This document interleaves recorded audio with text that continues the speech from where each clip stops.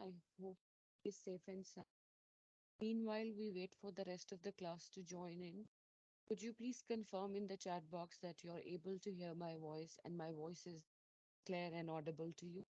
If that is the case, please write in the chat box that it is clear and you can hear me. All right, that's great. Some of you can, this is clear, okay. So we'll be talking about, we are not going to be able to do the activity that we were doing the other day on campus because that requires the peer work. So we'll be continuing that activity in next class. From now on, you should know that you are going to have two classes with me on Wednesdays because I was told and I did look at your schedule. You were coming on Wednesday only for my class. So I tried to get you guys adjusted elsewhere, but unfortunately, the entire timetable is locked. So I decided to take your two consecutive classes on Wednesdays, 8:30 to 11:30.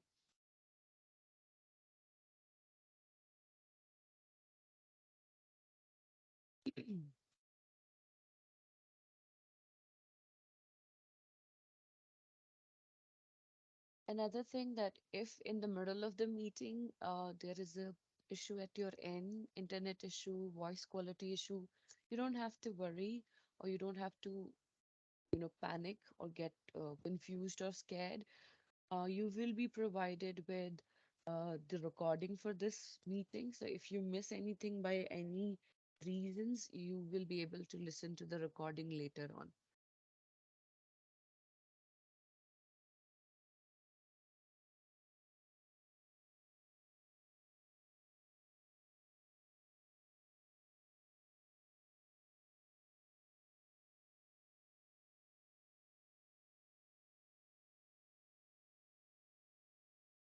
Okay, I can see 9 attendees so far, so we have to wait another 5 minutes that everybody has joined. After that, we can commence our class formally.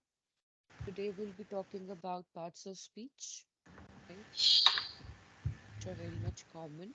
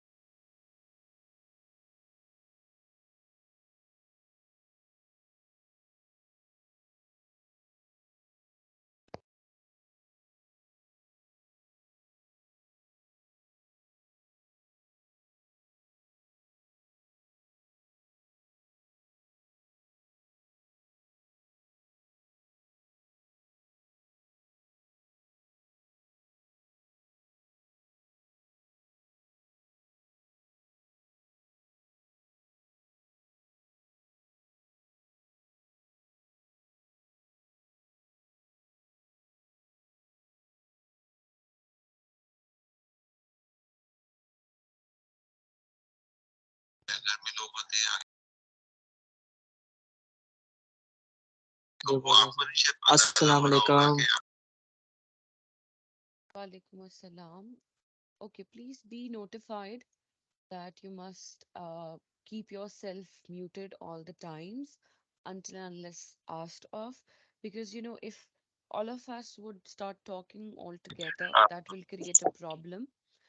And you must make sure that there is no distorting voice coming from your background when you're speaking. Find a silent corner around your vicinity, wherever you're sitting right now. You must pay attention to these things so that none of the distortions should reach us. And remember, this meeting is being recorded, so your name, your ID will be shown if you play something which is inappropriate or say something that is inappropriate. You will be identified and there will be consequences. It's very important that you take online class as serious as you would take an on-campus class, right? So these are some important things that I wanted to share with you. And we'll wait another few minutes and then we can start.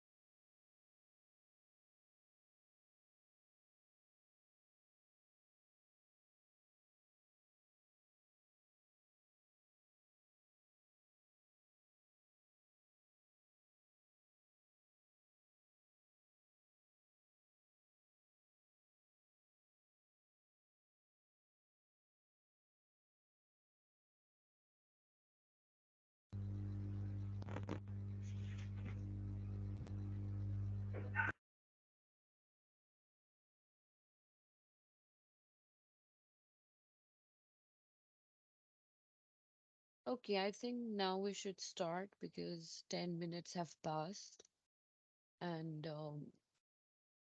I can see 23 participants. So that is more than half of the strength that we have in the classroom. Meanwhile, I'm repeating some important points for today's class. If you find any difficulty at your end in terms of internet or visibility or audibility, please be patient because this is perhaps your first time with the online class in a university. Sometimes these problems can be at my end as well. So you do not have to be panicked or confused, or you don't no, not have to be, dispersed at once. You need to be patient because our internet could create problems. Some server problem could be there. There could be a number of problems, but together we have to conquer. We have to come together in order to solve all these problems. So if you find any difficulty, do not worry. The recordings will be provided to you. As far as your attendance is concerned, if you have, joined this meeting and stayed connected for a certain time period, like 1 hour or 1.5 hours, Your attendance will be marked. You don't have to worry about that as well. Now, coming towards the topic that is important for today's lecture is the parts of speech, which are also called POS. The first part of speech that we are going to Assalamualaikum discuss. class. How are you? Good Walaikum night. assalam. So Please do not say morning, good morning, or good night. That's not required in the class. It's just not you, but the rest of the class as well. So you have to be very professional about it. I've noted down your ID as well, the student who just did this, and you will be answerable for this thing that you just did in the class. Please be ready with the logical reasoning. Okay, coming back to the point that we were discussing, that is what is a noun. So, how would you define a noun? Now, if you want to answer, please raise your hand.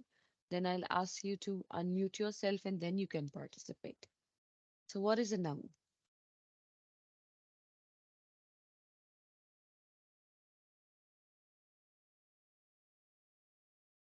Hmm? How would you define a noun?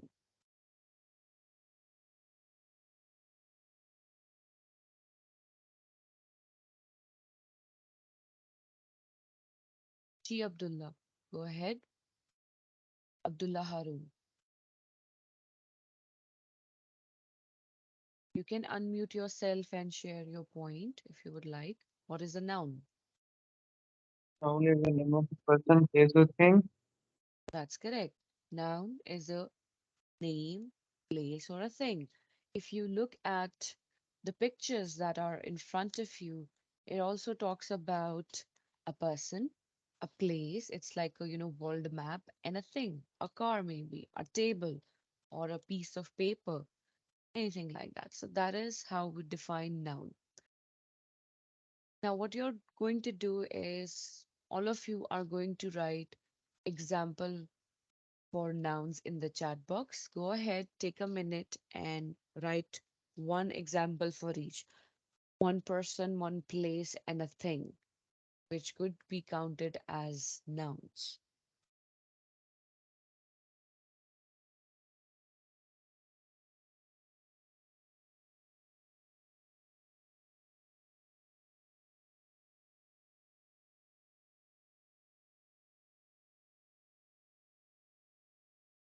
For example, your own name could be a noun.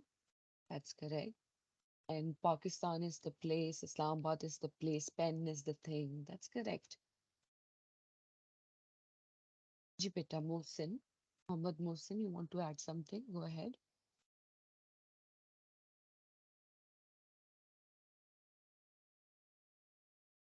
Okay. Ahad, Islamabad, Toyota, Ali, Lahore, car, Ahmed.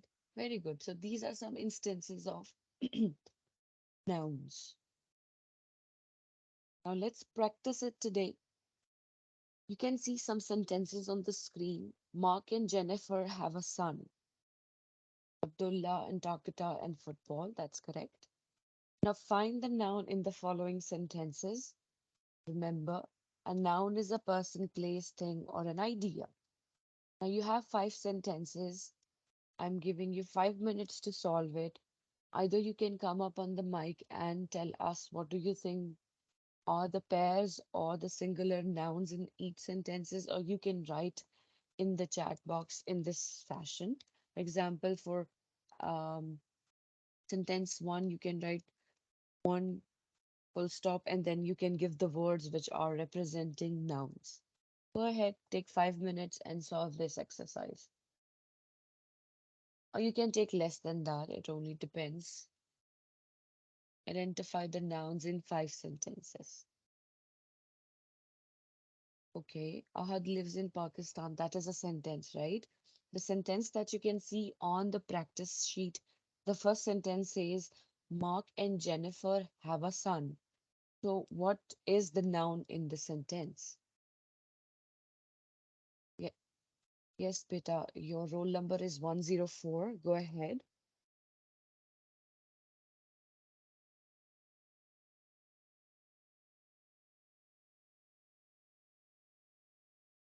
Okay, I am unable to hear your voice. You're not audible to me. In the chat box, some of the students have written the nouns that they have identified, and that is correct. Mark and Jennifer, because these two are names and they are nouns. Very good. What about the second sentence? There are many people in this classroom who are missing assignments. In the second sentence, what nouns do we have?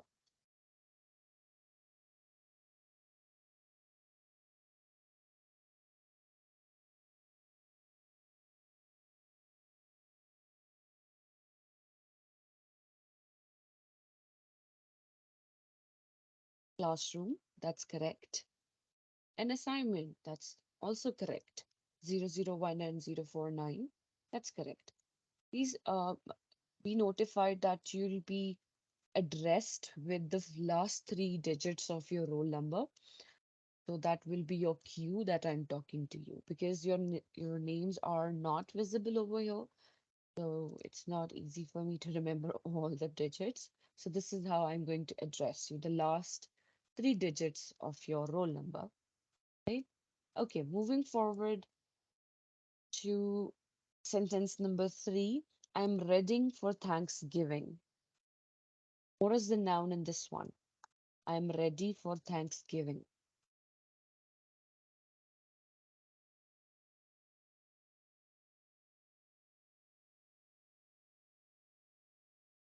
I am ready for Thanksgiving.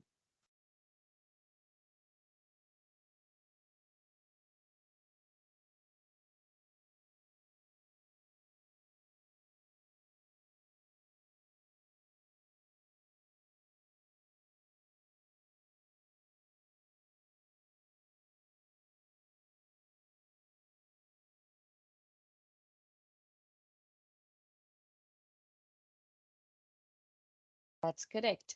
Now, if you remember, a noun is a person, a place, thing, or an idea. Now, Thanksgiving itself is an idea. Unfortunately, people who are writing I to be the noun, that's not correct. I is a pronoun, it's a personal pronoun.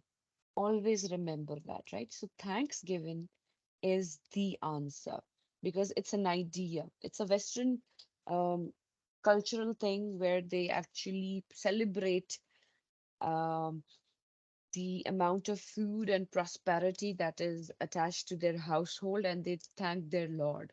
Whatever Lord they pray to, they thank to them. Okay, if you're unable to listen to the voice, please try and change your location. You might find the better connection over there. The rest of you, could you please confirm that I'm audible to you clearly, that you're able to listen to my voice clearly? If that is the case, please write yes in the chat box. A yes would suffice, so I know that most of you are able to hear my voice. Okay, so most you are able to listen. So the problem could be at your end. So you need to see what you can do. 056, the roll number, right? Anyway, then we have sentence number four. The man is the mirror. Sorry, the man in the mirror was no one but himself. The man in the mirror was no one but himself.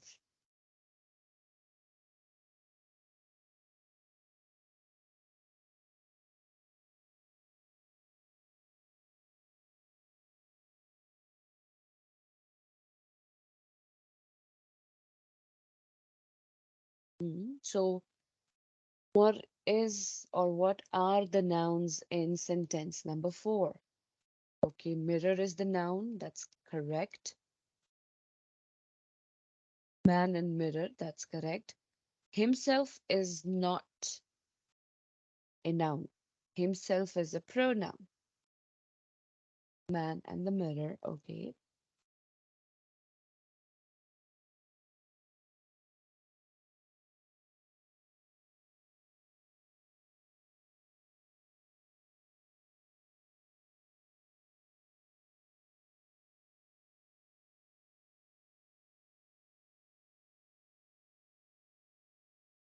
Okay, so Most of you have got it.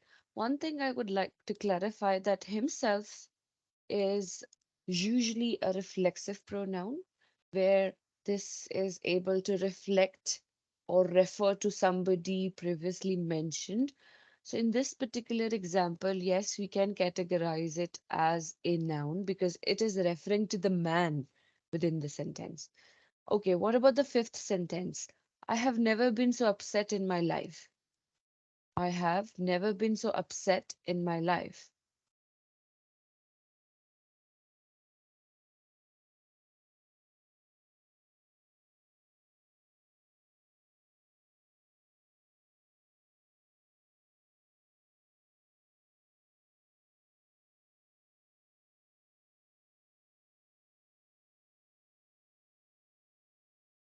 Life, that's correct.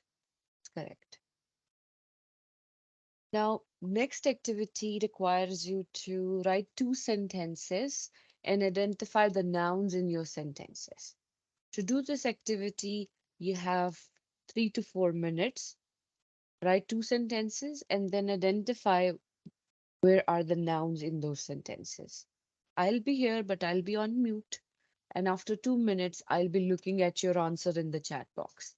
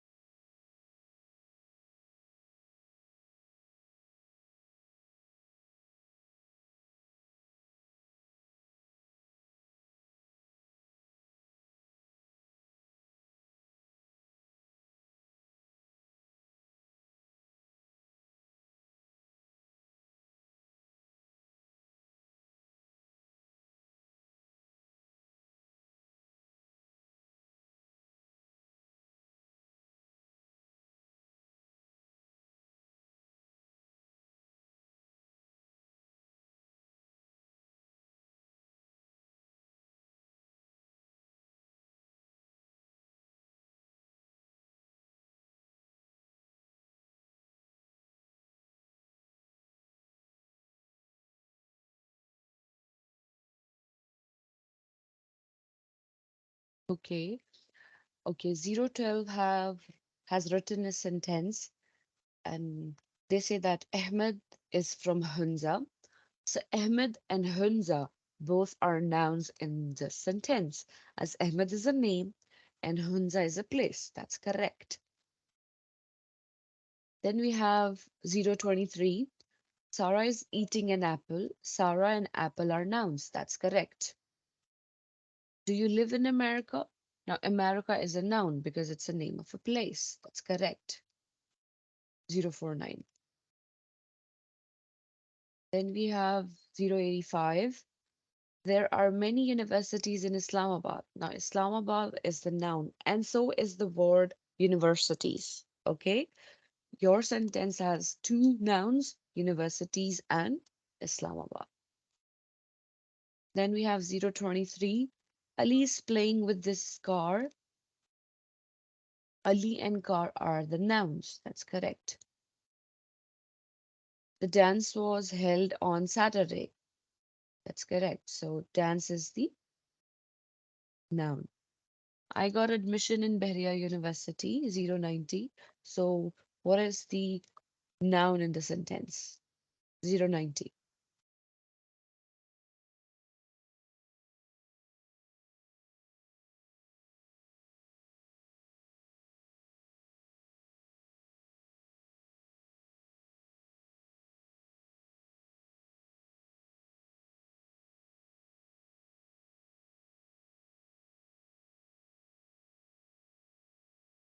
Okay, then we have 110, 110. The dance was held on Saturday. Dance is noun. That's correct. Then 001 is there. Ahad lives in Pakistan. Ahad, Pakistan, both are nouns. And how was your day? Day is the noun. That's correct. Then we have 049. The sun rises in the east. Sun is the noun. That's correct. So most of you are writing the correct examples. That's great. Now moving forward to the next part of speech. That is a pronoun. Pronoun can replace a noun. It has the ability to be used instead of a noun. Abdullah Harun has written, car color is the color of the car is black, and car and color are noun in his sentence. That's correct. Anyway, the pronoun. A pronoun can replace a noun. For example, Mark can be replaced by he, Mary can be replaced by she, and Mark and Mary coming together can be replaced by they. So these are pronouns. Like the sentence, I got admission in Bahria University. I can be replaced if I want to say that he got admission in Bahria University. So that will be a pronoun. Now, pronoun has many types out there. We'll be talking about these ones. First ones are the possessive pronouns, where the the writer, reader, or the speaker is able to show possession, such as yours, his, hers, whose, theirs, mine, and etc. If I say, this is mine, then I'm showing my possession to this. Maybe this is a bag, this is a car, this is a water bottle or something. If I say, this pen is mine, so the possession is being depicted in this sentence, and this possession is shown for the word pen, and mine is able to showcase that. Similarly, if I say this is his car, so the car belongs to him, it's his possession. If I say this is ours and you should not be intruding in our safe space. So ours is that particular space that is being shared by myself and one of the other friends that I have. So that word ours is a pronoun that is showing possession to the place. So possessive pronouns work like these. Then we have demonstrative pronouns. This, that, these, and those. They are able to demonstrate either something that is near to you or far from you. This is a cat, and if I look, 5 yards away, 1 yard away, then I'll say that is a cat. So this and that is used that way. These and those are used for the plurals, right? Remember, this and that is used with the singular sentences or the entities, and these and those, they are used with the plural entities. Then we have objective pronouns such as me, you, him, her, it, us, whom, them. Remember, in possessive pronoun we have his, and in objective pronoun we have him. There is a difference between his and him. Now, his shows possession, and him shows him as an object or objective. For example, this is him talking. You shouldn't be very rude to them. This is her perspective, and we should, respect it. So that is the difference between possessive and objective pronouns. Then we have reflexive pronouns such as themselves, herself, himself, yourself, and etc. You should take care of yourself because you're the only one who would truly love yourself. He himself said it, so I'm not accountable for this, right? Uh, then we can have sentences like, I myself is very much indulged in this activity. So these are reflexive pronoun where the writer or the speaker is able to reflect himself by using these pronouns, where he refers to himself by using myself, yourself, himself, and etc. Then we have indefinite pronouns anybody, everybody, somebody, nobody. If I say, like, somebody should come up front and present this topic. So this is an indefinite pronoun. I'm not pointing out somebody, I'm not pinpointing anybody, I'm just giving a free hand, a voluntary hand to everyone to uh, participate. So my range, my focus is indefinite, right? So these are the types of pronouns that you should be able to understand. Now, you must be thinking that what kind of questions could be there in your examination or what kind of questions could be there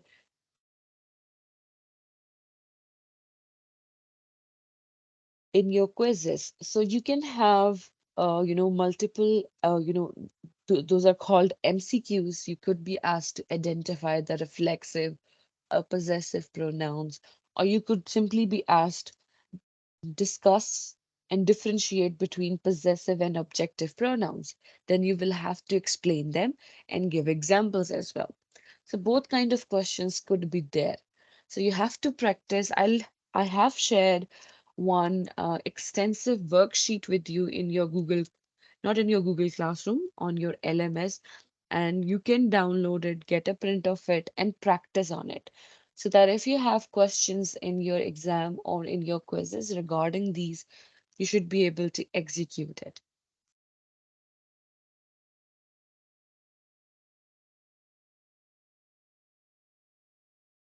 Now let's have a pronoun practice over here. Now you're supposed to identify the pronouns in the following sentences. Now let's talk about the first sentence. They have never been so happy. So what is the pronoun over here in the first sentence? They is the pronoun, have is not. That's correct. 023. They is the pronoun.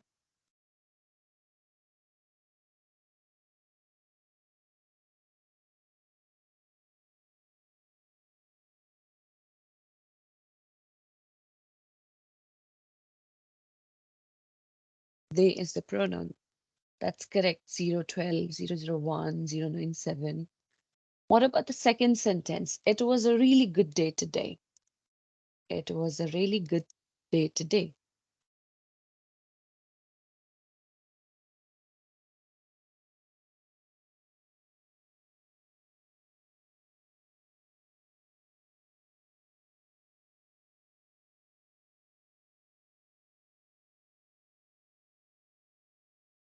Okay, that's correct. It is the pronoun over here because it is referring to the day to day.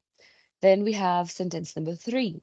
She was upset with herself for failing in it, or she was upset with herself for failing it. She, herself in it. Very good, 023. That's correct. 31, 56, 001, 097, 001. Now, if we talk about she, then she is categorized as a subjective pronoun, right? However, if we talk about herself, then herself is a reflexive pronoun and it is the subjective pronoun. So you see, you have types of pronouns presented within one sentence. That's correct, 49. Abdullah Harun, that's correct, Tata. 110, that's correct. And 090, that's correct. Then we have sentence number four.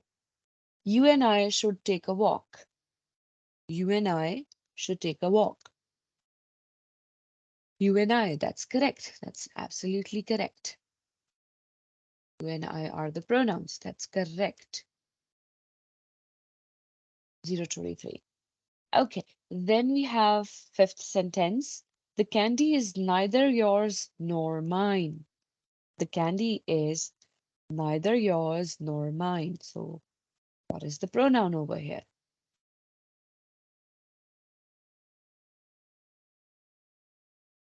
Yours and mine. Very good. So you see, you must be thinking that, these things that we are discussing are very easy. The reason is that so that you can remind yourself what kind of, different types are there and what you should be able to do so. With the passage of time, with one or two classes, we'll move forward to the complex level as well. And one more thing, one of you just opened your videos. Please make sure that you're using uh, this platform very consciously. You don't want to show me your house, your place, or whatever you're doing. Even if you're yawning or something, please make sure that you're vigilant.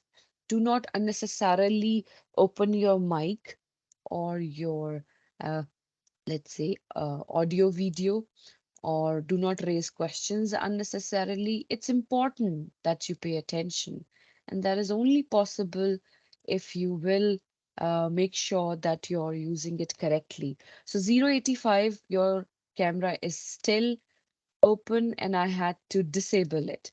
Please be vigilant, बेटा. होश में रहें कि आप क्या कर रहे हैं. सो भी रहे हैं तो क्लास को इस तरह से यूज करें कि हमें पता चले कि एक पढ़ा लिखा बच्चा वहां बैठा हुआ है. ठीक है बेटा? जरूरी है.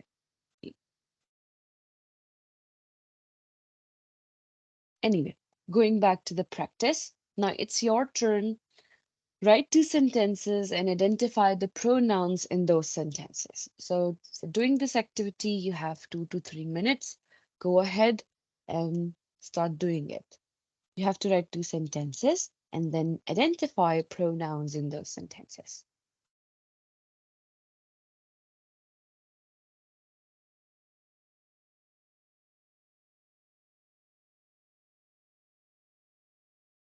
Okay, 023 has written, he is happy with himself. He and himself are pronouns. That's correct, 23. Then 97 has written, this is mine dog. Mine is incorrect over here. You can write, this is my dog, right?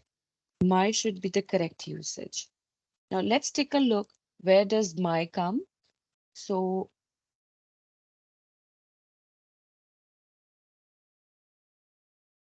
if we talk about my, then it is a subjective pronoun. So you can use my instead of mine. If you say this dog is mine, then it is correct, right?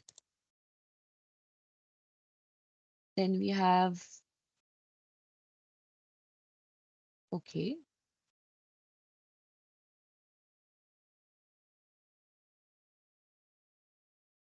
they are having fun. They is the pronoun in the sentence. That's correct, 23. Then 31 is there. It is not my pen. So my is the pronoun and it is the pronoun. Okay. He eats his apple every day at 5 o'clock. So 012, what are the nouns or which one is the noun? Sorry, pronoun in it. You and I should do this. You and I should do to school. Go to school. Okay. You and I should go to school. Now you and I are the pronouns. Someone wants to kill him. Someone wants to kill him. Now, someone is a pronoun, and so is him. Him is also a pronoun. That's correct, Peter. Then we have she loves to sing song. She is the pronoun. They announced the winner. They is the pronoun. This is a big house. So this is the pronoun. It is not my pet. It is the pronoun over here. She's so talented. She's the pronoun. His son has been kidnapped. His is the pronoun. Very good. So you do understand the basicalities that are required, that are there in terms of pronouns. Next, we have what is a verb. So how would you define a verb? That's correct, Abdullah. So how would you define a verb?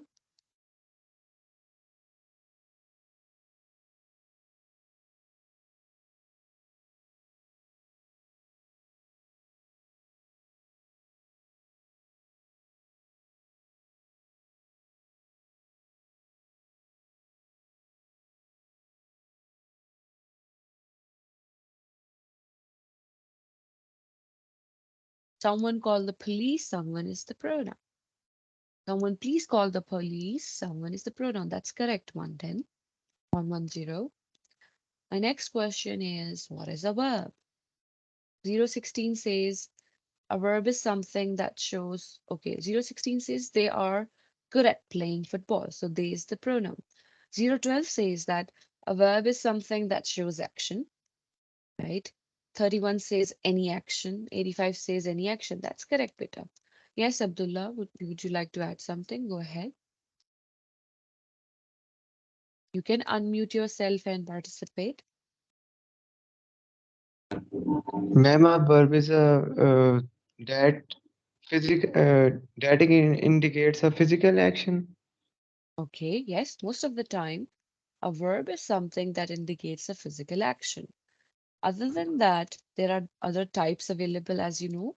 There are many availables, many types available. Now we'll be looking at two types of verbs. Just clarify in your mind that a verb is an action. We also call it an action word, right?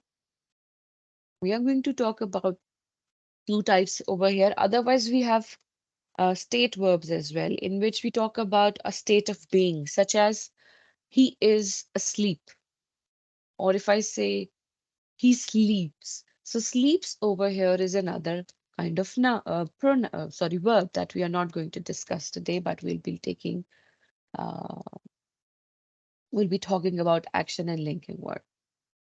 001 says that a verb is that something that describes an occurrence. Okay, sorry, give me a minute. I'll sip some water so that my voice quality is better.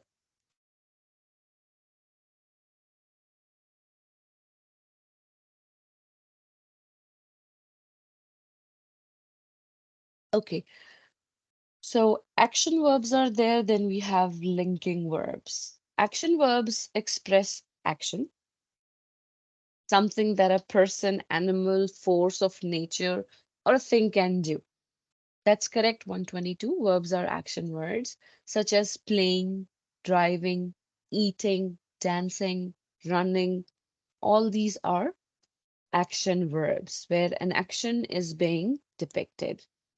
If we talk about helping or linking verbs, on the other hand, they do not express an action. Instead, they connect the subject of a verb to additional information about the subject in the sentence.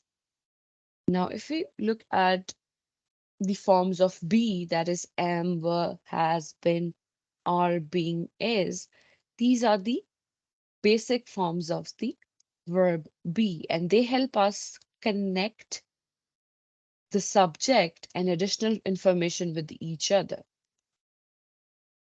Now let's practice. Remember, verbs can show action or link one part of the sentence to the next part. Madison was the first woman to become vice president. So, what is the verb in this sentence? Sentence number one.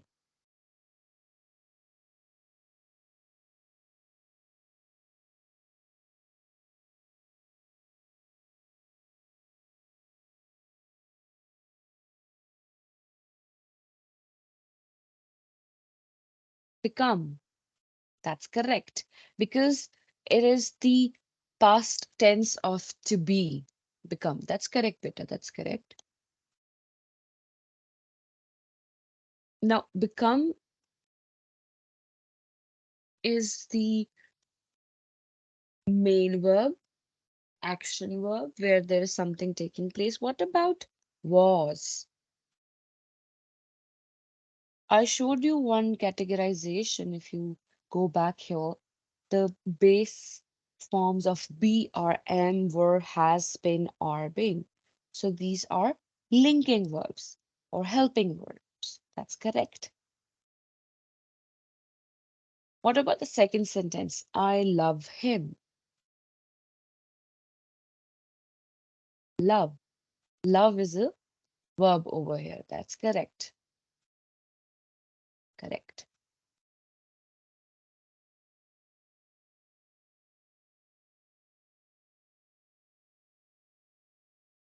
Right. Then we have sentence number three. There is a large group of students in the hallway.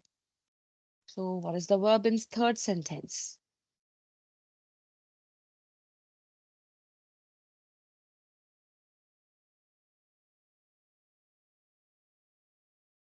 Okay, how come large is the verb? Could you describe it to me? Is the verb, of course. That's correct. Large cannot be the verb because large is an adjective. See, group is a noun and large group is, a noun phrase having an adjective and a noun. That's correct. Large is an adjective. So the helping verb that we have in this particular sentence is is. Then we have sentence number 4. She danced all night. Danced is the verb. That's correct. Correct.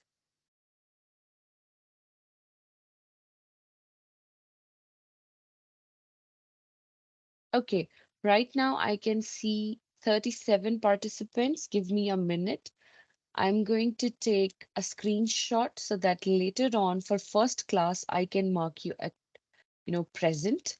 This will be one of my practices to note down your attendance, right?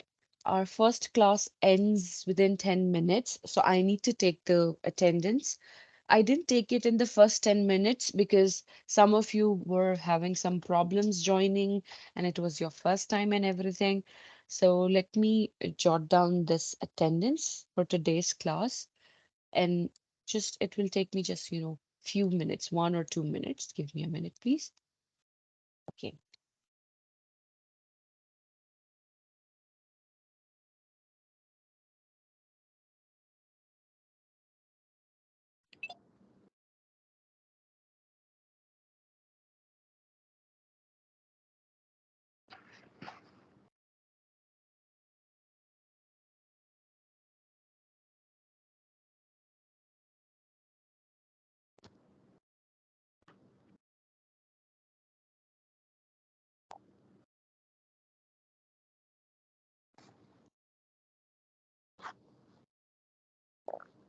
Asif, please keep yourself muted.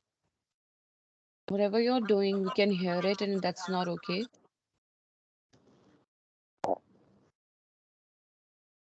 right? If you accidentally have touched it, please make sure that you can retrieve it, whatever it is.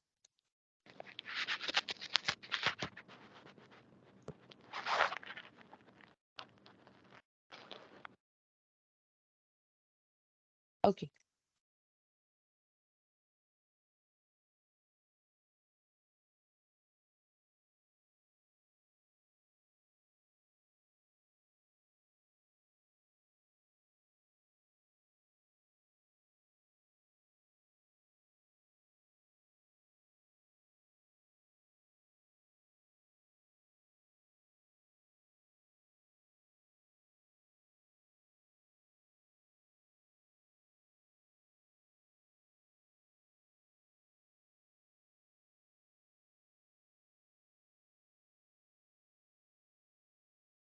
Okay, so all right. I've taken your attendance. I've pasted it on a piece of paper. Now, coming back to our discussion, we were practicing verbs.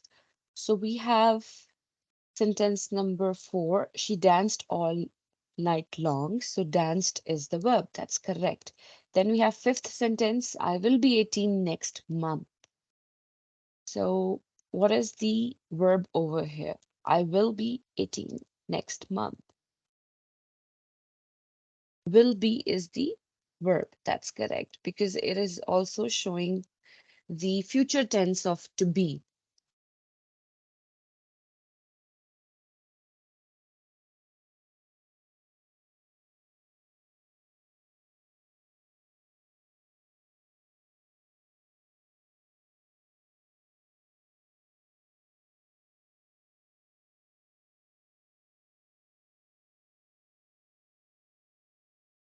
Will be, that's correct.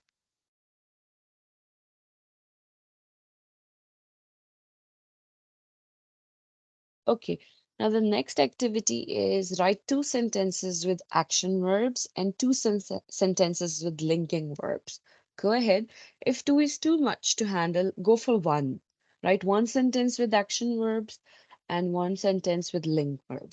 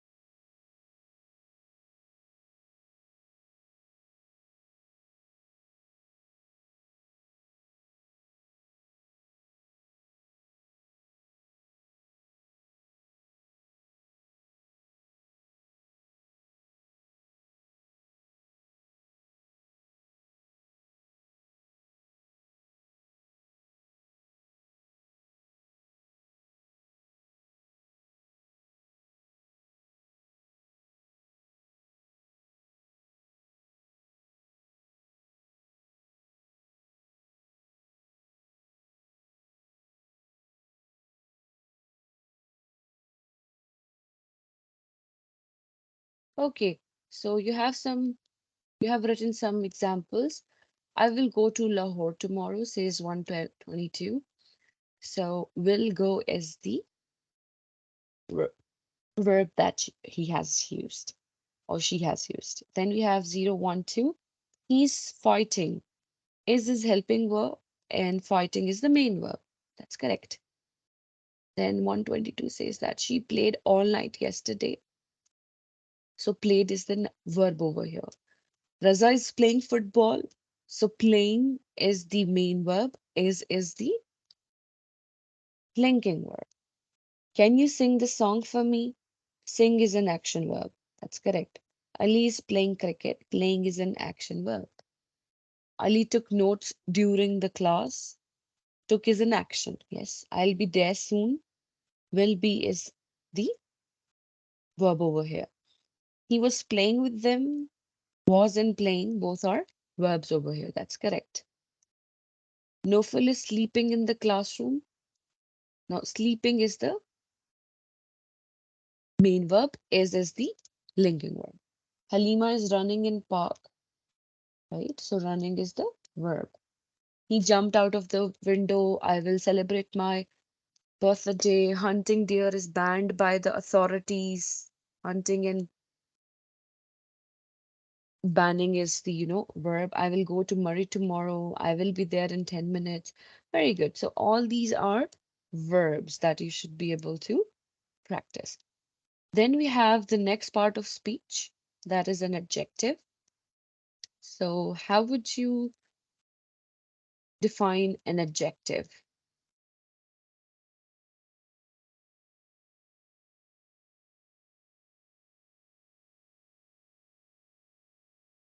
Yes, Horace, please unmute yourself and share your thoughts. Anything that describes a verb that's an adjective. Right. Basically, an adjective is a word that is able to describe a noun, another adjective, or a verb even. It really depends how it describes. It's more like a, quality is being discussed about that certain situation or word. So 023 says that adjective, a word naming an attribute of noun, for example, sour, pink, or technical. If I say this is a pink dress, so dress is a noun and pink is an adjective. If I say he is a technical man, do not mansplain him or man explain it to him, right? So technical over here would be the adjective. And if I say this soup is sour or this curry is sour, then the sour would be the adjective in it. That's correct, 23. Then we have 31. They say that a word which describes more about the noun. That's correct.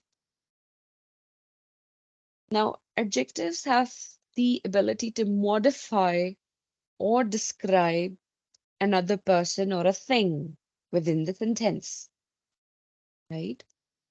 They are descriptive words. They describe something. Now, there are different types of adjectives. We have descriptive adjectives. They are able to describe a noun. For example, red house, large hut, tall man, beautiful girl, short, uh, sh short woman, right? Etc. etc. Then Harun says that that modifies or describes a noun. That's correct, Peter. Then we have limiting adjectives, which have the capacity to limit or specifying the noun. For example, high school student, two teams, every employee. Now, can you explain how is it a limiting adjective if I say high school student? What is the limiting adjective over here? Yes, Haris, go ahead. I mean, it describes the quantity, so that's why it's limiting. Of course, if we talk about two teams, then we are talking about teams. Now, teams is a generic terminology, and two is specifying that there are only two teams. Now, student could be of any level. It could be a primary student, high school student. university student, etc., student, etc., student. So high school over here is able to specify that this is a specific kind of student that we are talking about. Then every employee, then again, it talks about each and every employee within an organization and it limits it to that employees or those employees only that works within that organization. So that is how we identify limiting adjectives, right? Okay, 93 asks, I like pink color. Like is a verb. Yes, that's correct, 93. That's correct, 31, because of just limit of high school or the identification of the level that is high school is there, we get to know that this is a certain kind of student that we are talking about. Then 110 says a word that explains more about a noun, size, shape, age, color. That's correct, beta. Now let's practice the adjectives. Identify the following adjectives and tell if they are. She was grateful for the interview. She was grateful for the interview. Grateful. Grateful. That's correct, Shiraz and 031. Now, grateful.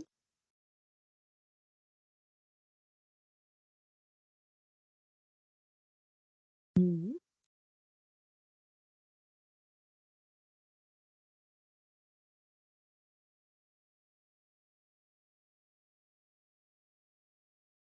mhm.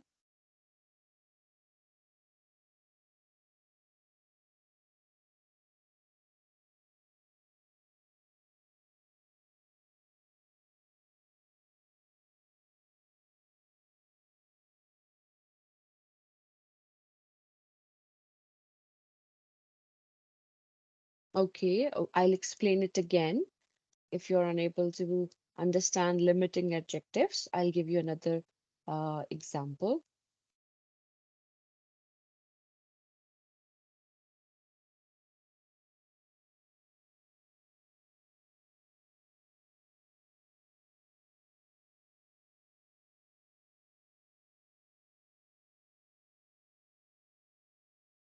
Okay, one of you just said, actually, when you message all together, the messages they pop out. So I have to wait for them to, calm down.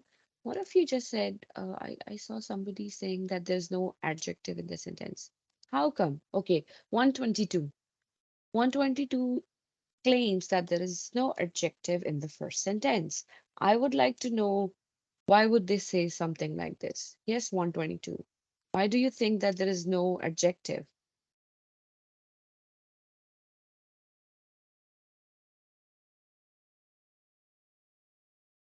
This is a big class. Big is an adjective. That's correct, Peter.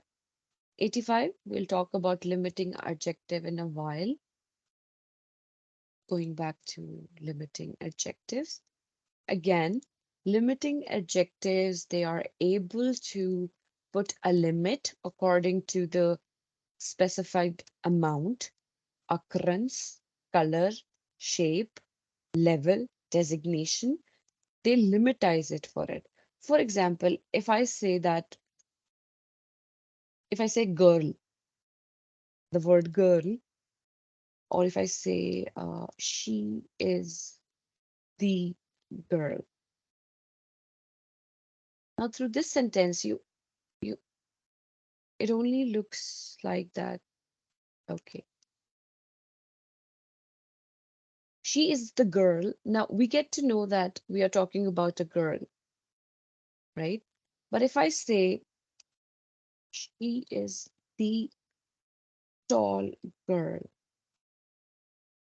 then we have a specified adjective, a specified quality attached to describing that girl.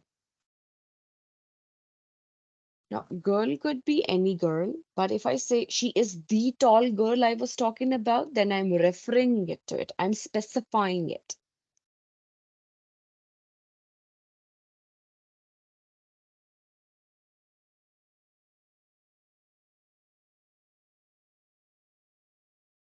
That's correct, 110. 122, okay. 122 says that because adjectives are words that describes, qualify a noun. So grateful is used alone here. No, it's not.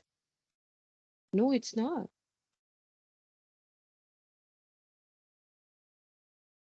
See, look at this sentence again.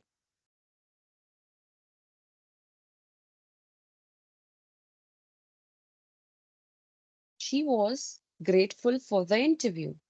Now, was is the verb, she is the pronoun, for is the preposition. Then we have interview as a noun.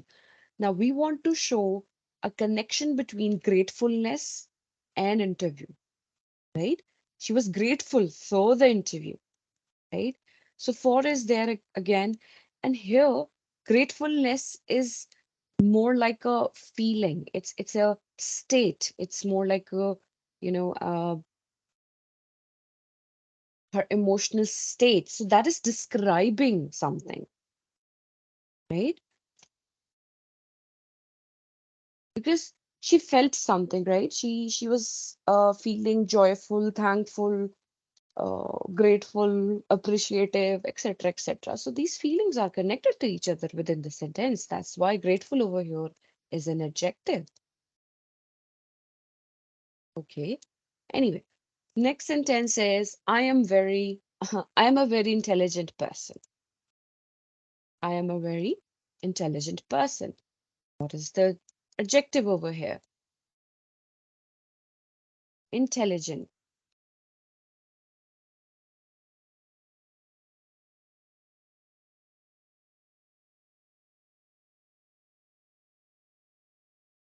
Intelligent. Very good. Good. All right. Then we have sentence number 3. The basketball team was very adept in knowing the difficult plays.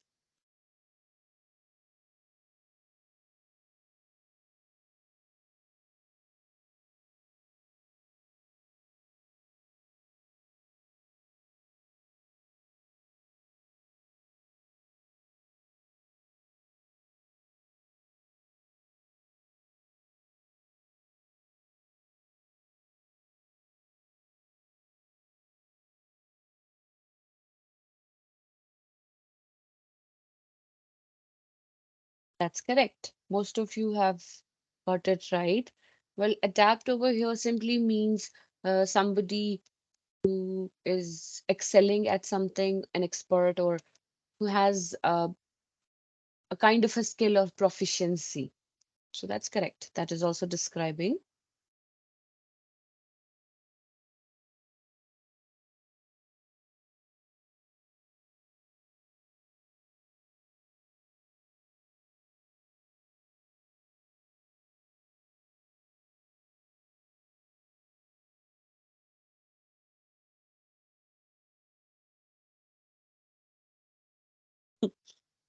Okay, I can still see some people writing.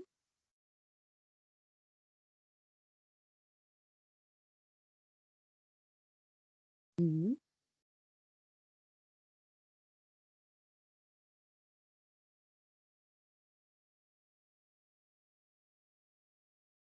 Okay, some of you are asking whether difficult over here is an adjective or not. So what do you think, the rest of you? Anybody who would like to explain whether it is an adjective or not?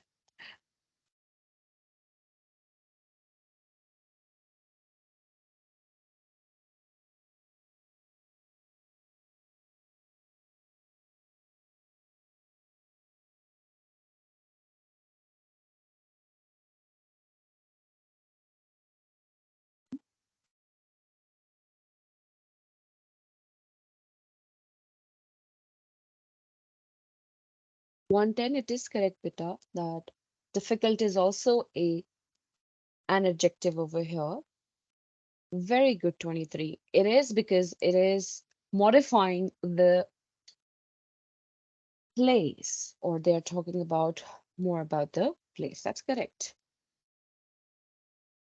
that's correct. 122, that adapt and difficult both are the adjectives. Okay, then we have the next sentence. The bluish green sky was a beautiful sight to see. The bluish green sky was a beautiful sight to see.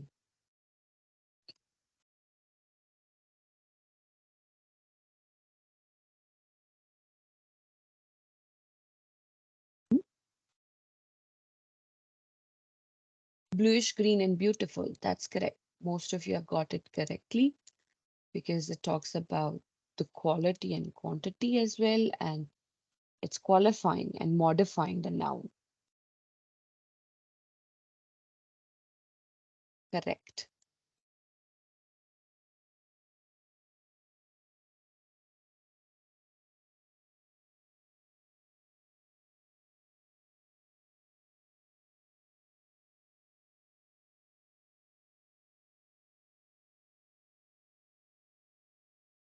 Okay, so next activity is write two sentences with adjectives in them and identify them. So 122 has already written a sentence. They say Ibrahim is a very caring person. So 122, which one is the adjective in it? Very or caring?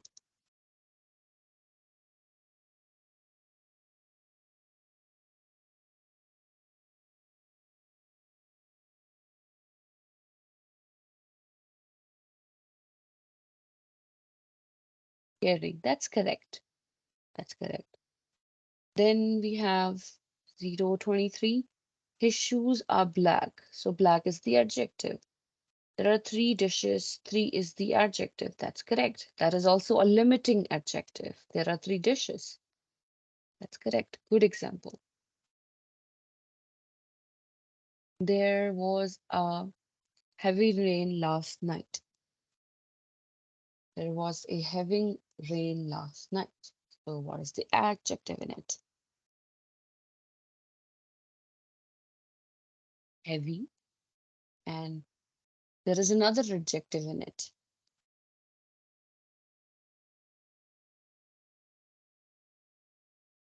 Last. That's correct, because night could be of any, tomorrow night, yesterday night, or maybe 3 days ago.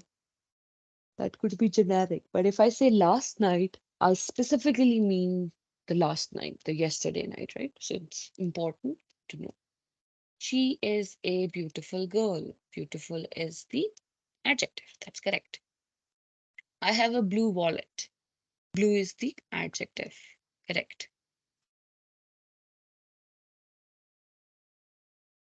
He is a fast driver. Fast is the adjective according to 019.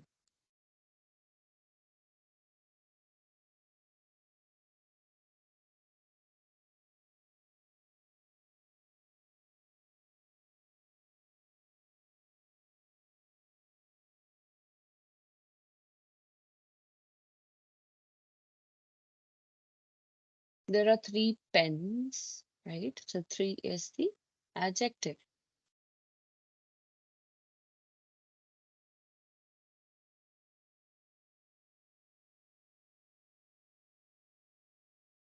Hmm.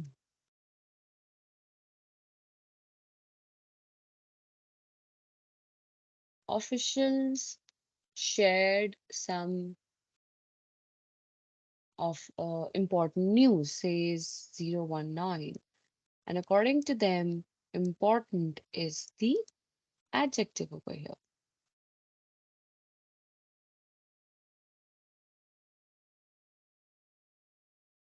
And that's correct.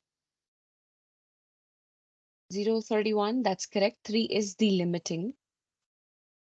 If I say there are pens, then there is no limit to it. But if I say these are the three pens that I was talking about, then they have the limiting or specified adjective attached to them. I walk down the street.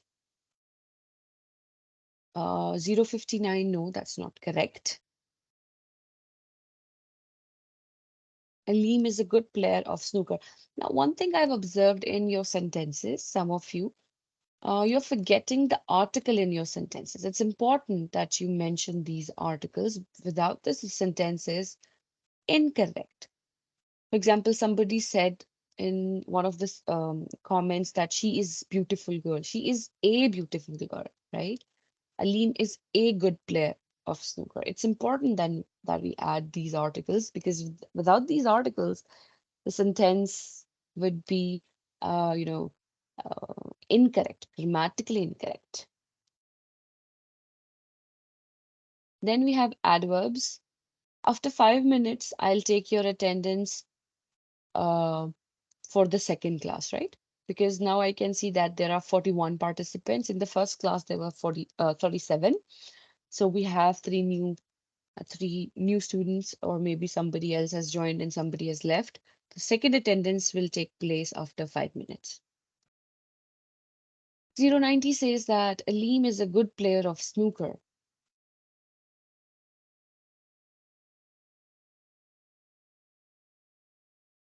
So what are you trying to highlight over here? You want to highlight the adjective in it? Hmm?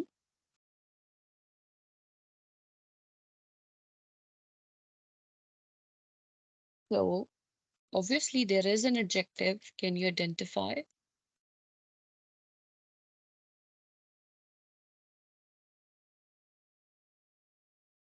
One of the basic ways of, identifying adjectives is to look for the noun in the sentence, and the word that comes before it most of the time is the adjective. So if we talk about the sentence, Aleem is a good player of snooker, then good is the adjective over here.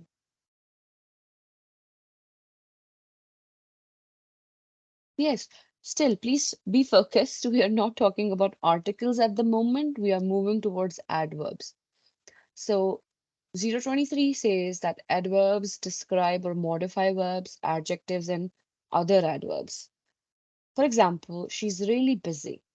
Really is an adverb. That's correct. She's really busy. And really is the adverb.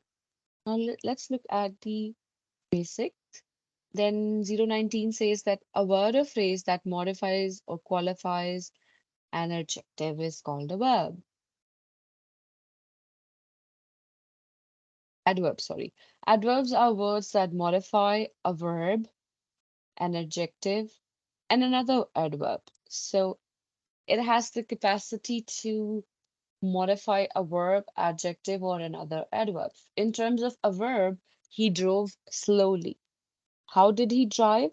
Slowly. So this ly, additional meaning, is giving us that this is an adverb.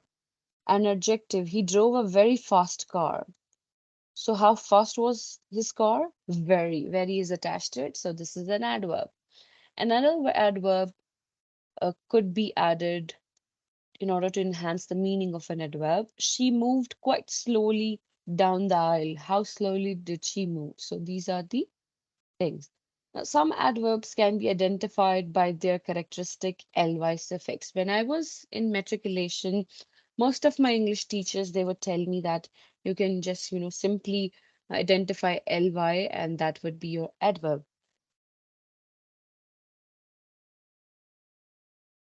And mostly it's correct. Now, another point that you need to remember about adverbs is that answers questions such as how, when, where, how much, they the adverbs they actually focus on these questions. Now let's practice the adverbs. Identify the following adverbs, then write out the questions that corresponds to the adverb. For example, she ran fast in the race. She ran fast in the race. How did she run? So you have to make the question as well. So we have first sentence, Ashley danced very well. Ashley danced very well.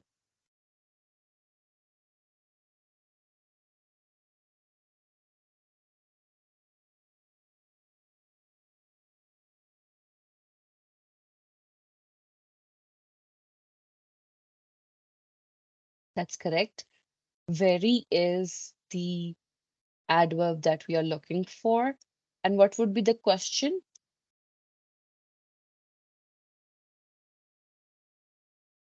How did she dance? Very good, 122. That's correct, beta. So you see, you have to identify adverb with the question attached to it. How did she dance? That's correct.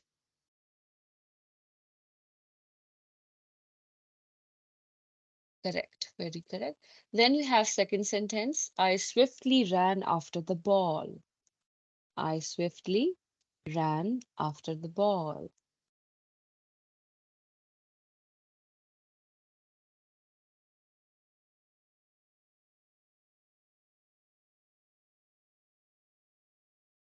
Swiftly, and how did you run after? Now, please be vigilant that we are talking about I over here, not you, right? So our question would be how did I run, right? How I ran, okay, that's all right. Then we have question number 3. How did I run? That's correct. That's correct. Okay, sentence number 3. She angrily slammed the door shut after screaming very loudly at her boyfriend. She angrily slammed the door shut after screaming very loudly at her boyfriend.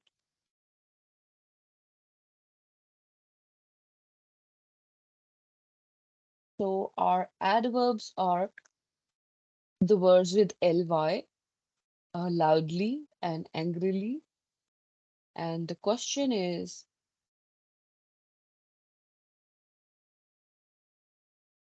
how did she slam the door or how did she scream? That's correct, beta.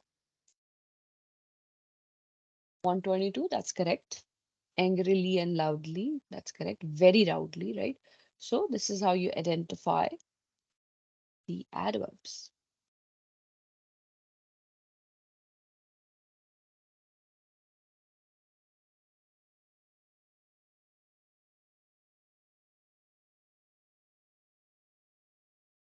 That's correct. Okay, then we have sentence number 4. She's a very happy person to be around. She's a very happy person to be around.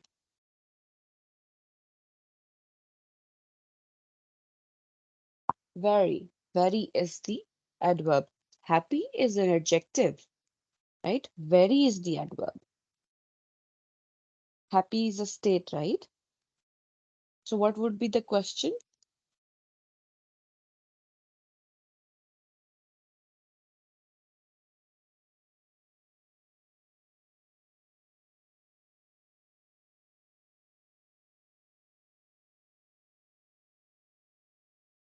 That's correct. What kind of a person is she? How happy one could be when around her, etc. Then we have fifth sentence. The night crept up stealthily like a burglar in a house. Crept up stealthily. Do you know the meaning of it?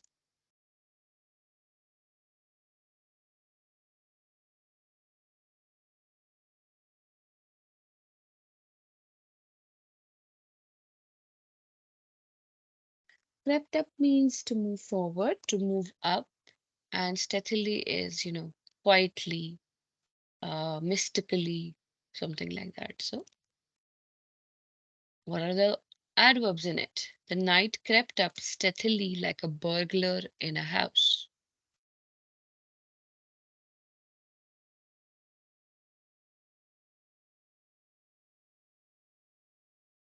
Stealthily, yes. See, ly is one of those things because perhaps some of us we do not know the meaning of this word, so we get a little confused, but you're very much right. With that ly, stealthily, we get to know that adverb here. And yes, if we talk about these three words together, then it becomes a phrase as well.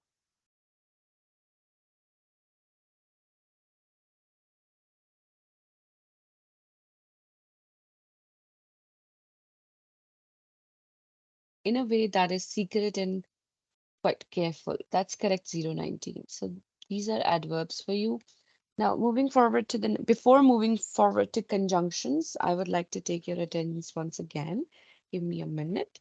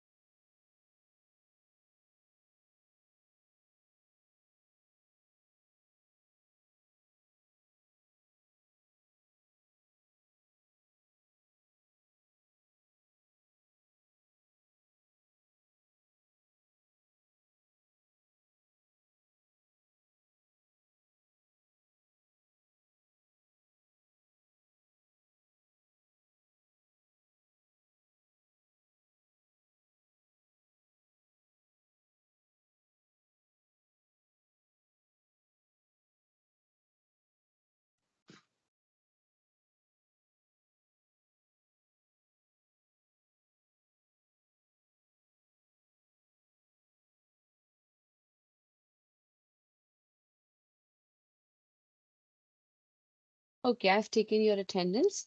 Now moving forward to the conjunctions. A conjunction is a joiner, a word that connects or co-joins parts of a sentence. It has the capacity to co-join words, phrases, sentences. Now there are basically, four types of conjunctions that I've read so far. First, we'll talk about coordinating conjunctions. You probably know them by the name of fanboys already. You must have read it somewhere in your previous classes. Then we have subordinating conjunctions. They are able to introduce a dependent clause and indicate the nature of the relationship among the independent clauses and the dependent clauses. So these are subordinating conjunctions. The most common subordinating conjunctions are in front of you, such as while, that, because, although, since, where, once, how, before, until, etc. Now, in terms of coordinating conjunctions, just remember that coordinating conjunctions, they are able to coordinate between the words, phrases, and sentences, uh, sharing the same rank in the sentence. For example, uh, you can use a coordinating conjunction if you want to co-join two independent sentences together. Now, coming towards the practice, identify the conjunctions in the following sentences, and then you can identify what type of conjunction they are. Ashton and I will go out tonight. So, what is the conjunction over here? Ashton and I will go out tonight.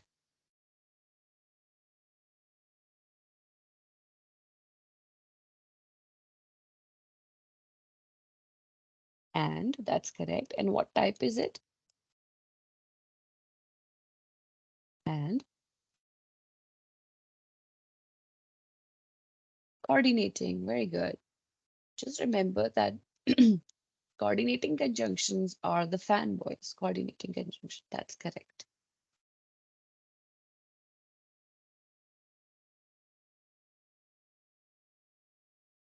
Then we have the second sentence.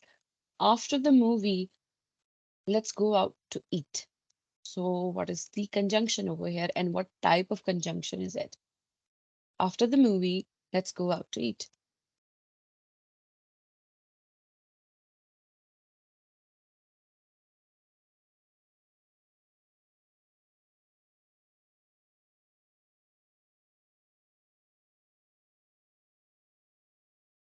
After, that's correct. And what type is it?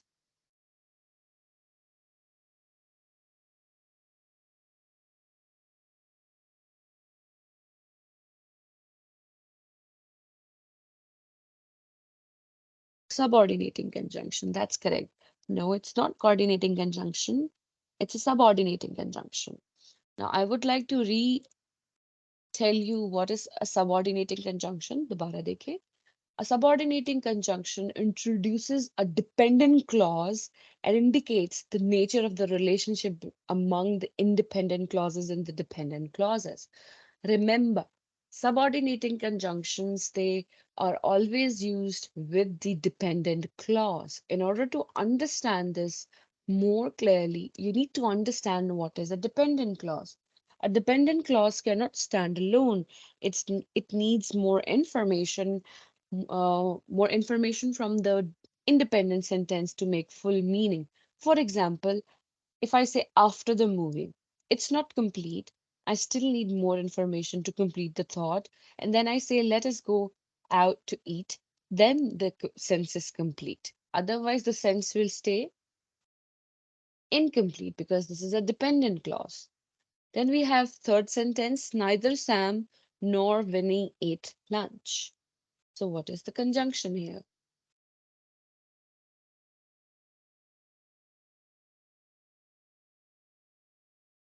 Nor.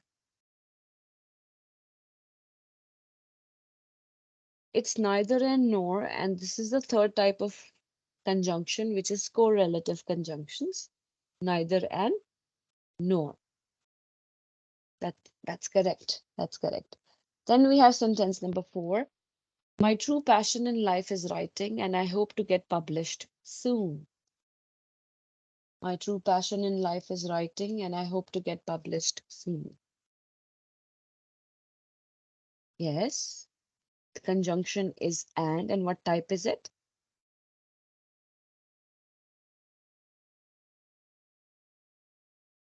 Coordinating. That's correct.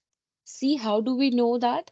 Because my true passion in life is writing. This is one independent sentence, and I hope to get published soon. This is another independent sentence. And these two independent sentences, they're co-joined with this coordinating conjunction that is called and, right? And before and, we have British comma as well. This particular comma that comes before the coordinating conjunction is called British comma. The Americans, they do not use it. The Britishers, they use it. And we are supposed to use it because we follow the rules and regulations prescribed by the Britishers.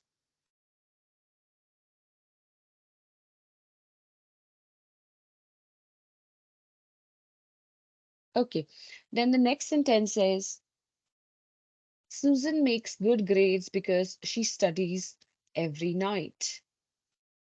Susan makes good grades, or Susan gets good grades because she studies every night.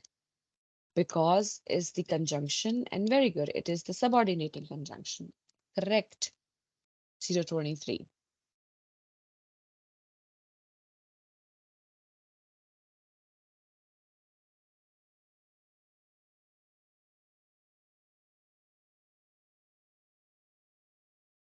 Now you see, the subordinating conjunction is coming in the middle of the sentence, therefore we are not going to put any comma. But if I say that because she studies every night, comma, Susan makes good grades, that is also a possibility, right? So if you have subordinating conjunction in the beginning of the sentence that introduces the dependent clause, then you're going to put a comma right after it. If the subordinating conjunction is in the middle of the sentence, then there will be no comma. Then we have sentence number 6. Either you will put forth effort in your classes or you will not do your best.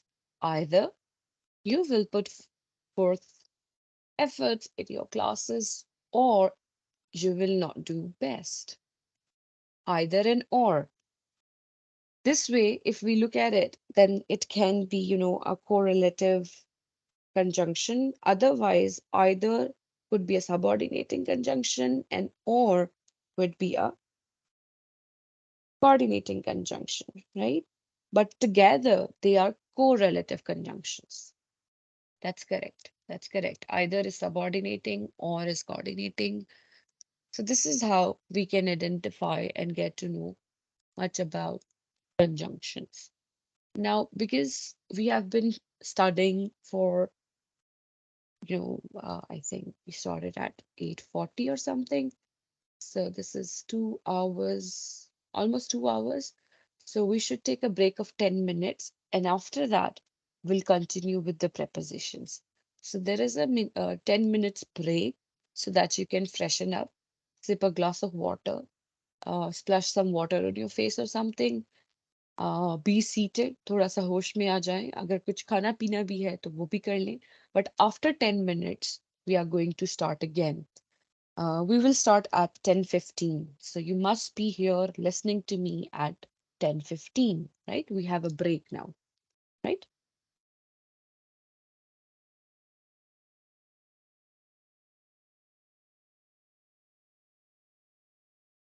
I'm here, but I'll be on mute.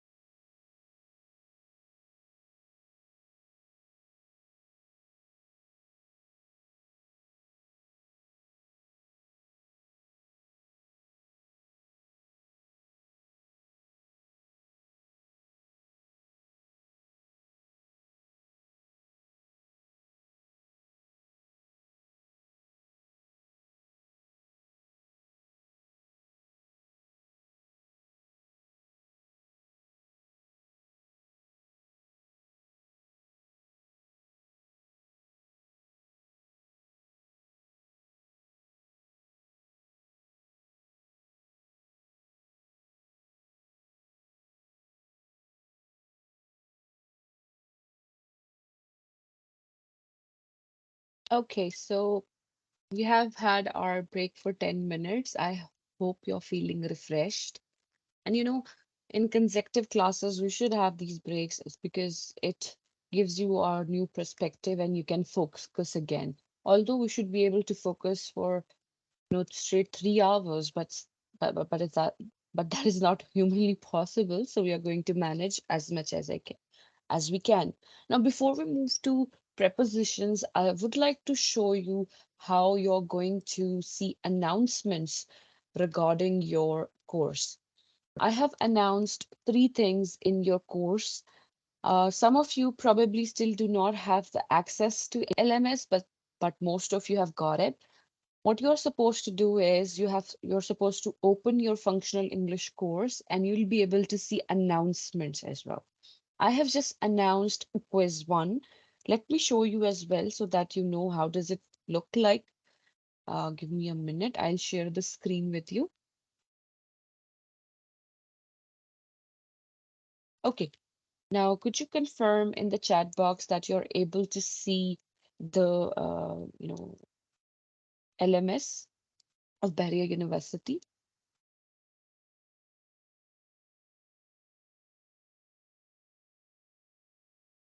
Mhm.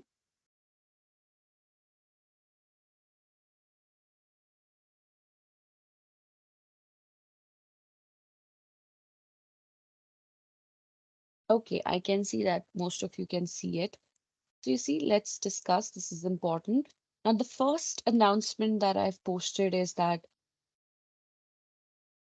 your timings for class, they have shifted to 8:30 to 11:30 on Wednesdays so that you don't have to stay late on Thursdays. And I was unable to get your class adjusted elsewhere. Otherwise, I had tried my best to get you Wednesdays off, but it was not possible because um, there were many clashes, either at my end or your end, and I tried.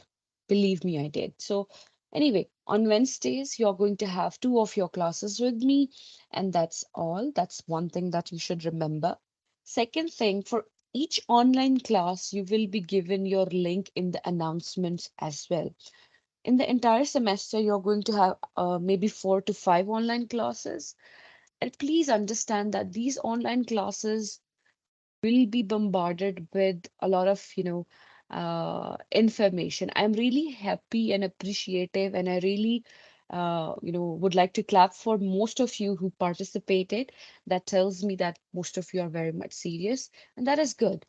The more you participate, the more it is easier for me to speak 3 hours straight, right? I'll be taking some breaks as well. 5 minutes की break हो जाए, 3 minute की break हो जाए. इसलिए भी important है कि मैं भी break लूं और आप भी break लें. और जो हम चीजें observe और understand करने की कोशिश कर रहे हैं, उनको actually understand करें. ठीक है? तो आपको हमेशा ऑनलाइन क्लास का लिंक 10 से 15 मिनट्स पहले ही यहाँ पर मिल जाया करेगा. ऑल्दो मैं आपके सीआर से भी शेयर करूंगी और वो व्हाट्सएप ग्रुप में भी आपके साथ शेयर कर दिया करेगा. Now next announcement that I've done is about quiz 1.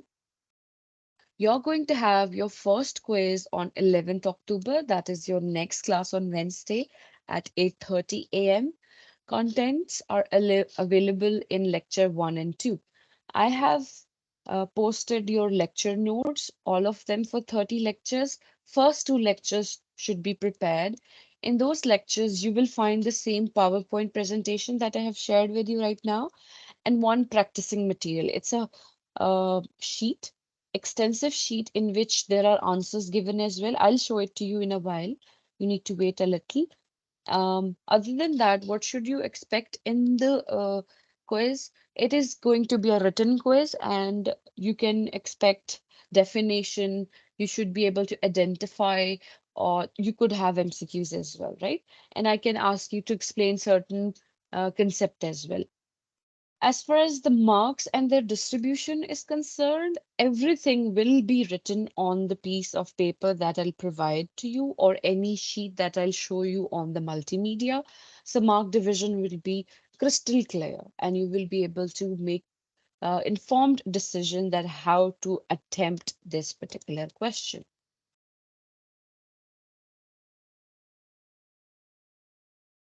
Okay. I'll answer your question 019 and 031 in a while. Before that, just clarify or let me know that you've understood these announcement thing, that how to access announcements in your CMS. They will keep you informed about quizzes and assignments and their deadlines. If it is clear, please write in the chat box, clear, understood, or a simple yes would suffice.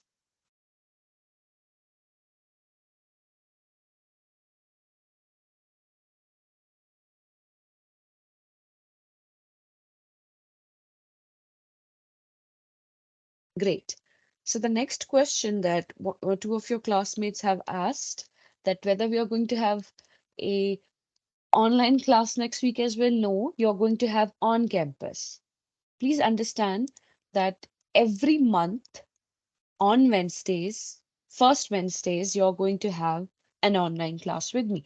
Let me tell you the dates as well so that there is no confusion left. Give me a minute, please.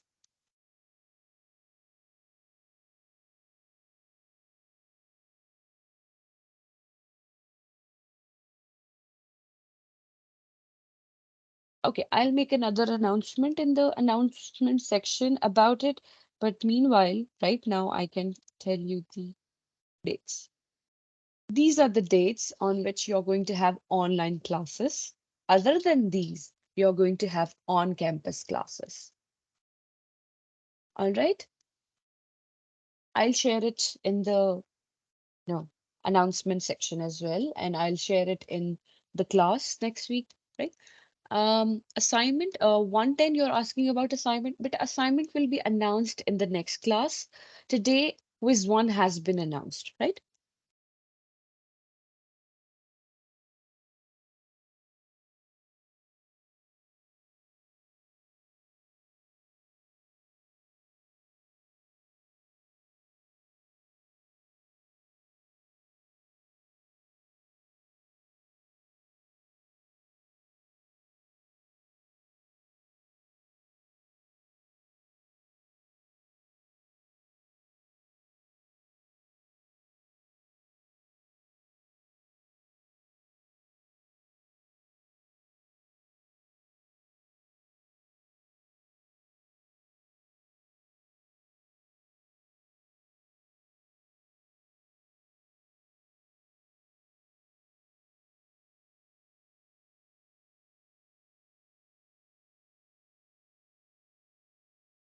All right, I just made the announcement as well so that if somebody is left, they can, uh, uh, follow it.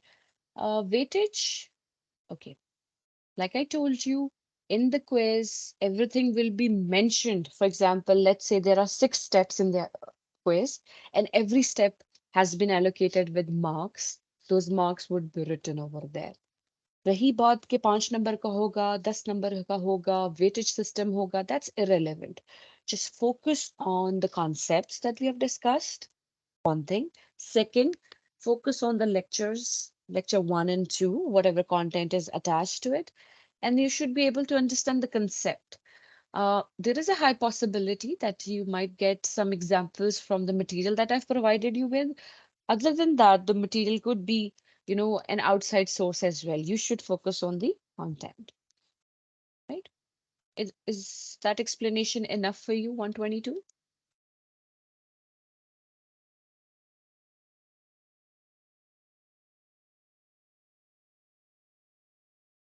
All right.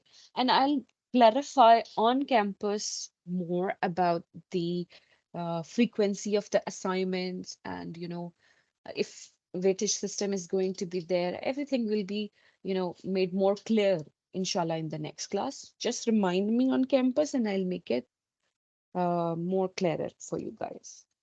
For now, let's go back to prepositions. We were talking about prepositions.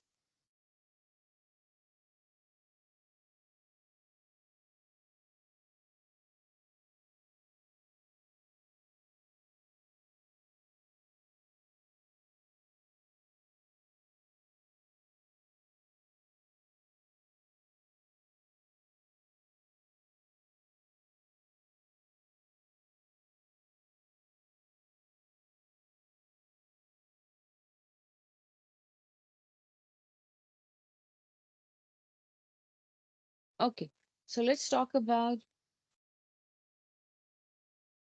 Okay, 31 says that he or she is not able to understand or the clear difference between types of conjunction. Yes, we can talk about it. We can talk about extensively as well. There is another module where I'll be telling you how to write connected sentences. Meanwhile, let's have a recap about conjunctions. Give me a minute. Let me share something with you, and then we can go about it.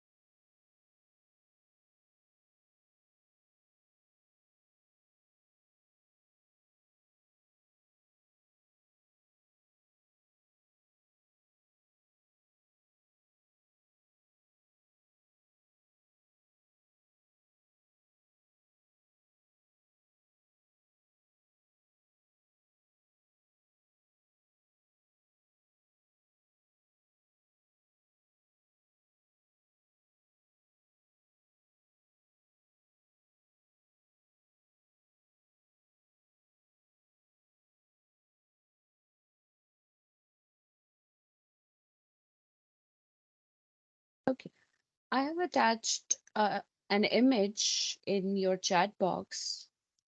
You guys can open at your end. Now, look at this. These are the types. There is another one, fourth type, right? We'll not get into that right now, but let's talk about these three types right now. Coordinating conjunctions. They are used to join two words or phrases that are from the same rank, or they equally are important, and they're complete in terms of grammar when compared with each other. Like I told you, it's easier to remember this way when we try to co-join two independent sentences with the help of a coordinating conjunction, because in both sentences we will have independent sentences and it will be co-joined by a coordinating conjunction.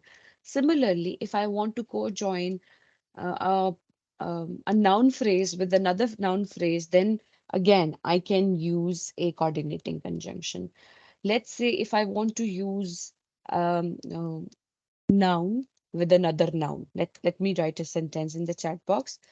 Um, Ali and Alina are friends. Now, Ali and Alina both are nouns, proper nouns. They are names and they are co-joined with the help of a coordinating conjunction, that is AND. And if I try to co-join two sentences together, Ali is tall and Alina is short. Now, again, if you look at this sentence, Ali is tall is an independent sentence, Alina is short is an independent sentence. And these two sentences, they are co-joined with the help of a coordinating conjunction. It is creating a coordination between the two independent sentences of same rank. ऊपर भी हमारे पास nouns हैं, नीचे भी हमारे पास independent sentences हैं. के अलावा अगर हम बात करें phrases की,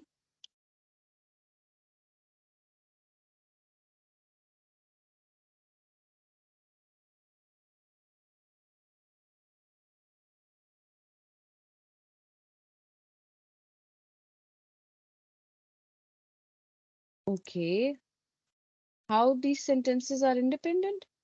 You tell me, how are they independent? Ali is tall, full stop. Alina is short, full stop. They're complete. They're grammatically complete. They're semantically complete. They do not need more information. If I say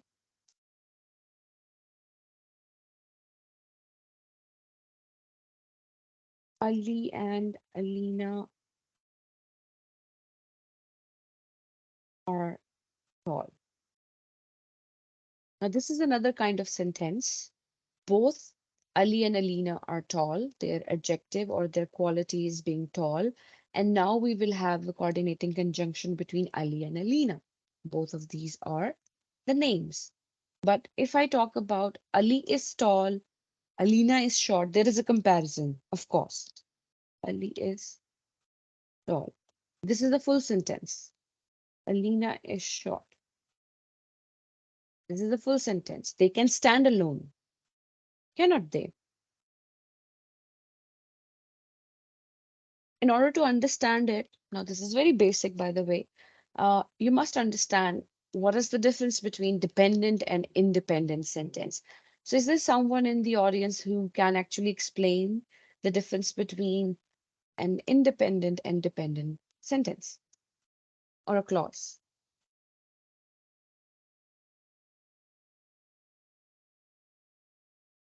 Hmm?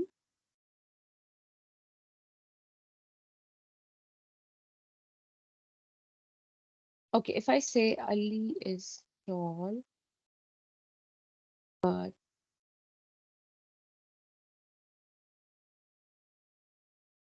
yes, whatever sentence gives complete sentence, sense, meaning, that will be the independent sentence.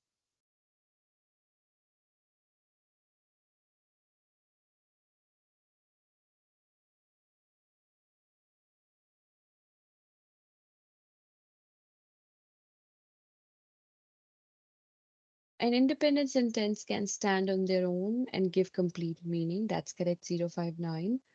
Then 122 says that in grammar, a dependent sentence relies on another sentence to make complete sense, while an independent sentence can stand alone. You're correct. Independent sentence stands alone. Now look at this sentence. After it rained,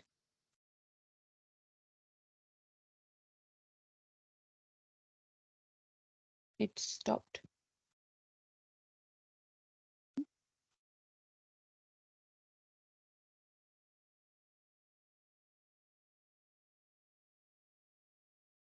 Now look at this sentence. After it stopped raining, I left for home. Which of these two sentences is an independent sentence? इनमें से कौन सा sentence independent है?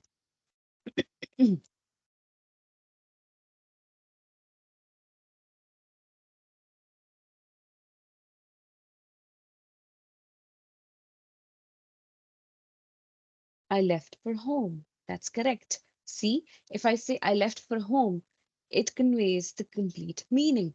But if I say after it stopped raining, we need more information because a subordinating conjunction is attached to this particular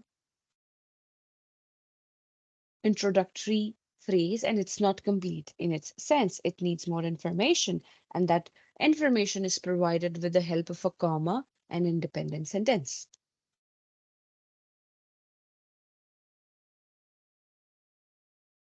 Right? So these are coordinating conjunctions, and after and such words are the subordinating conjunctions. Going back to the picture, let's take a look at subordinating conjunction. Subordinating conjunctions are used to join an independent and complete clause with the dependent clause for making meaning and relevance, right? For example, although, after, whether, etc. and etc.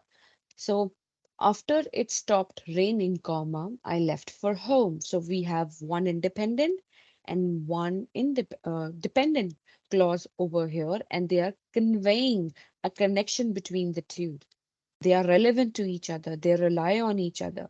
ठीक है, बारिश रुकी तो ही मैं घर गई. ठीक है, रुकने का ताल्लुक है मेरे घर जाने से. So that is how subordinating conjunction has been mentioned over here. Then we have correlative conjunctions.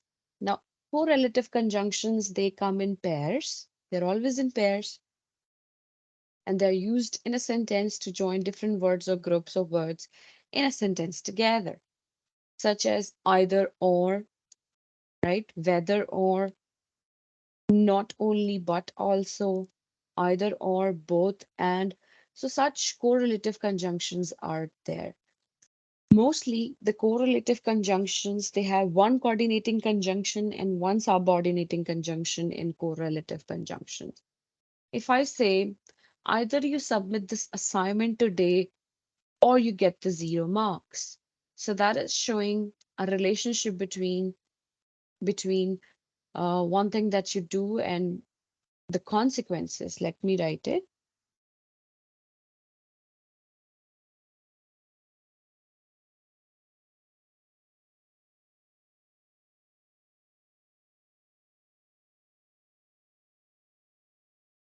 And this is a sentence. Either you do it today, comma, or you may be fired later, right?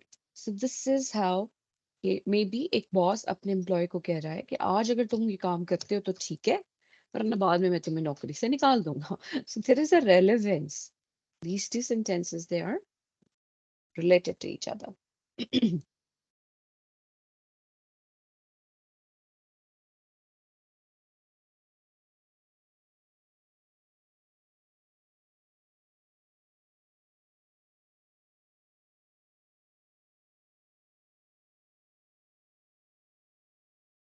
Okay, now moving forward to prepositions. What is a preposition in your mind? How would you define a preposition?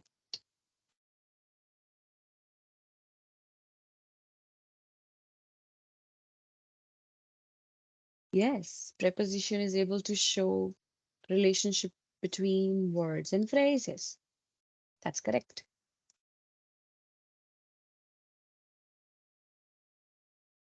For example, book is on the table. On is a preposition. That's correct. So prepositions are able to link nouns, pronouns, phrases to other words in the sentences. Some of the most common prepositions are enlisted below, such as within, down, during, out, on, up, outside, around, about, above, across, etc.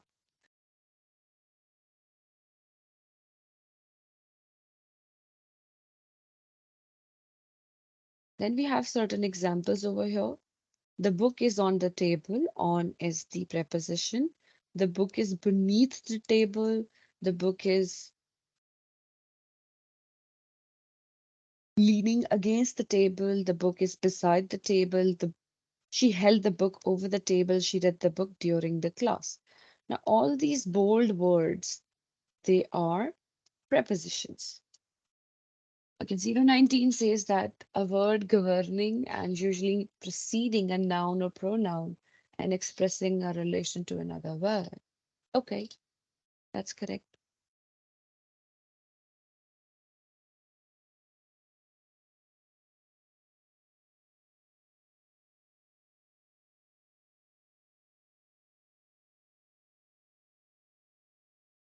Now let's practice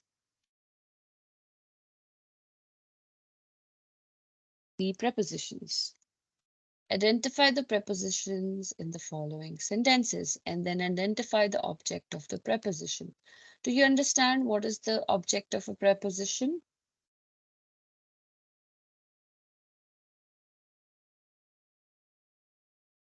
We saw a movie as a theater, okay?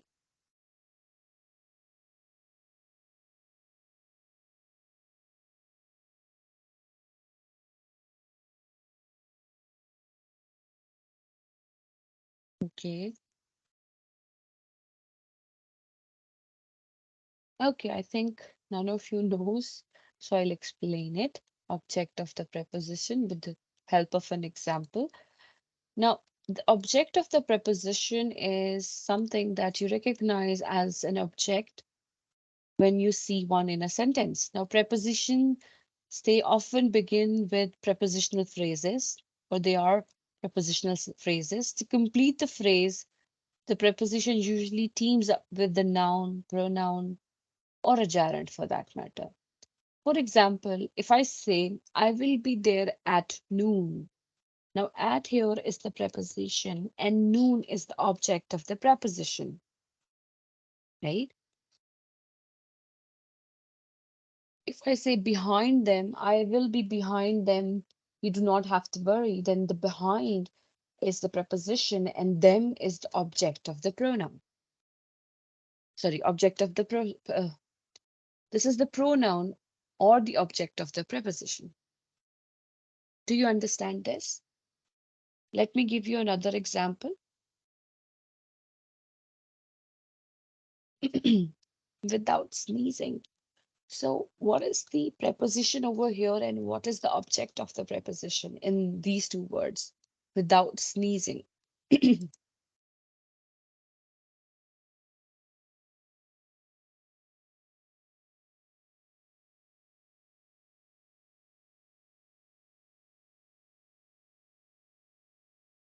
अच्छा पहले बताएं इसमें preposition क्या है?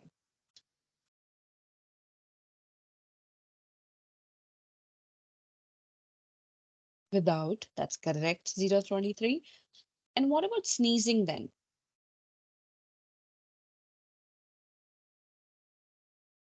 Without is the preposition, that's correct, that's correct.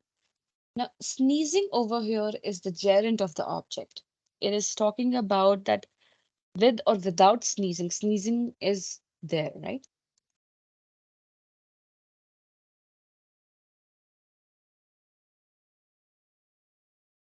Now, the object of the preposition will often have modifiers that add descriptions, such as at the kitchen counter. At the kitchen counter, right?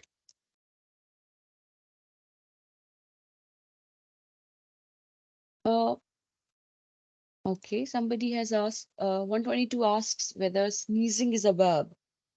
Do you think sneezing is a verb over here? Now, in order to understand, you need to understand what is a gerund. See, everything is connected with everything else around it. Is there are now? Your correct question should be, are there 8 types of prepositions? Now, there are many types of prepositions. They keep on working on these types, and you will find different classifications in different books and sources, right? We are going to talk about the simple ones, right?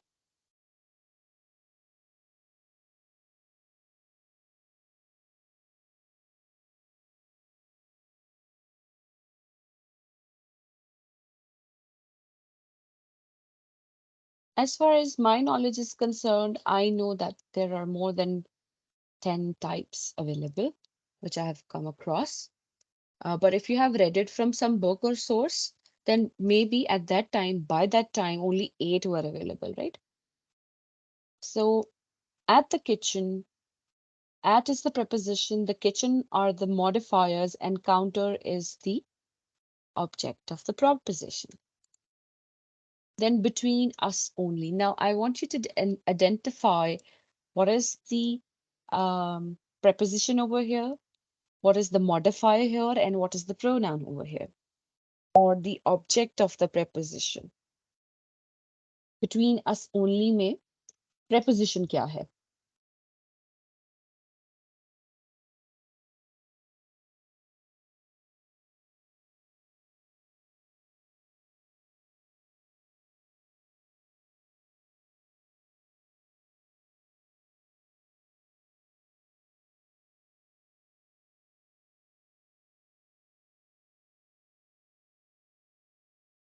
Hmm?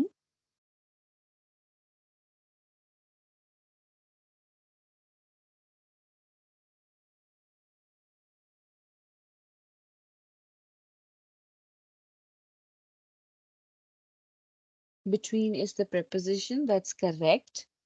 That's correct. 23 and 122. Between is correct. And then what about the modifier?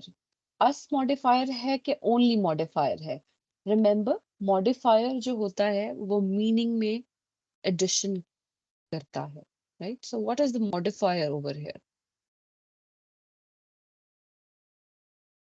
Only. That's correct. That's correct. And then what about us? Us क्या हुआ? That would be the object of preposition.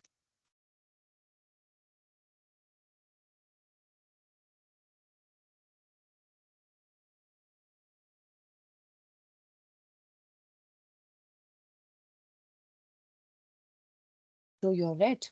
Right. Most of you are correct. Then we have without completely finishing. Without completely finishing. So again, take a minute and quickly tell me in तीनों words में कौन क्या है? Preposition क्या है?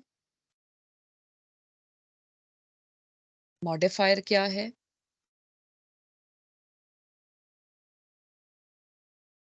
Yes, completely is the modifier. That's correct. Without is the preposition. That's correct. What about finishing? That is the object of the preposition. That's correct. That's correct.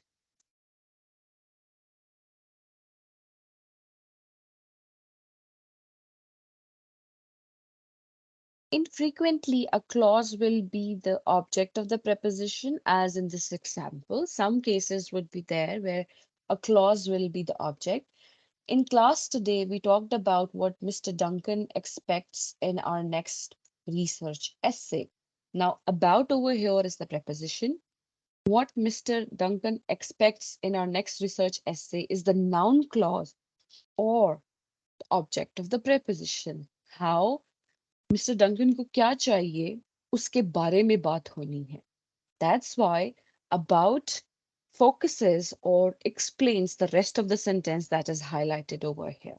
So in some rare cases, in some cases, you'll find a clause to be the object of the preposition. ऐसा भी होता है.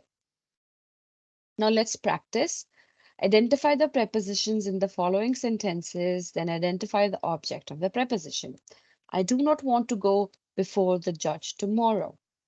I do not want to go before the judge tomorrow. So, what is the preposition and what is the object?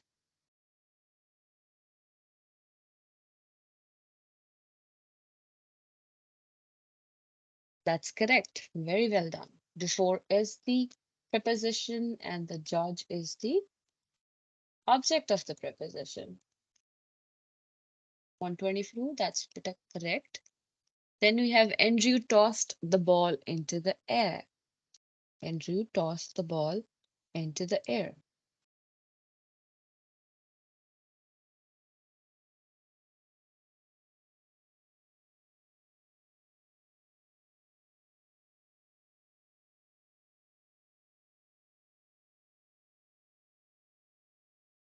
That's correct. Into is the preposition and the air is the object of the preposition. Then we have third sentence.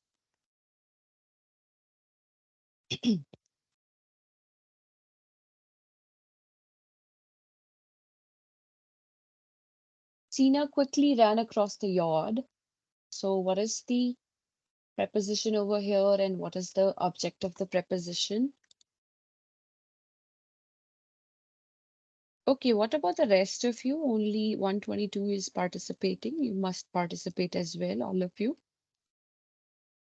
Across is the preposition, that's correct, and yard is the object, that's correct.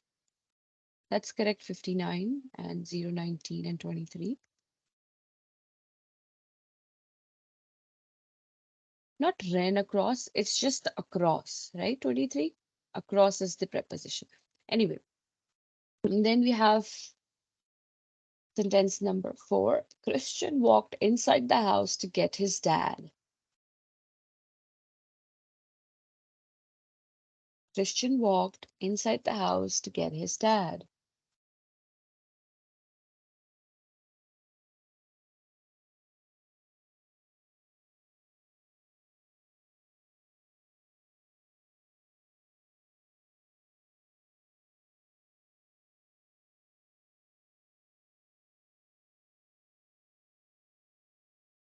Inside is the preposition and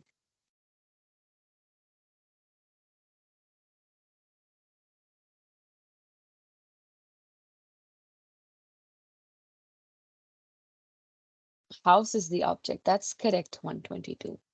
That cannot be the object because that comes later. हमें inside से जो direct connection मिल रहा है वो house का मिल रहा है. So house is the object. Then we have fifth sentence. Calvin is a great musician and often plays shows around the country. So what's the preposition over here and what is the object of the preposition? Around is the preposition and country is the object. That's very well done. 122, 19, 85, 97, 59. Good.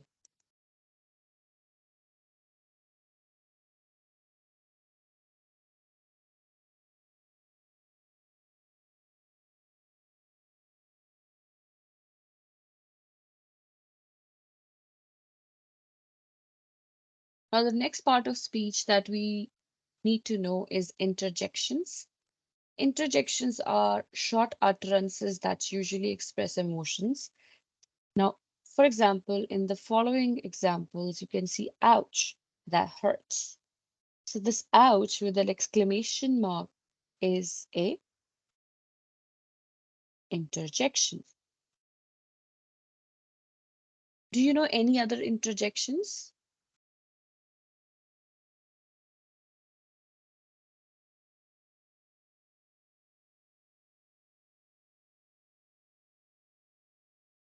Hooray, yeah, that's one of the most common ones. Hooray. Wow, yes.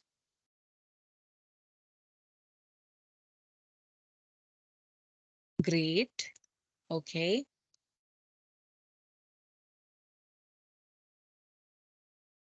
We also have that oh no, oops, right? OMG, phew, that is sound, PHEW. And we also use well as, the interjection. You're very much right. Most of you are using it correctly. So interjections are the words or the phrases, they express emotions and we add exclamations with it. That's a punctuation mark. Correct. That's correct.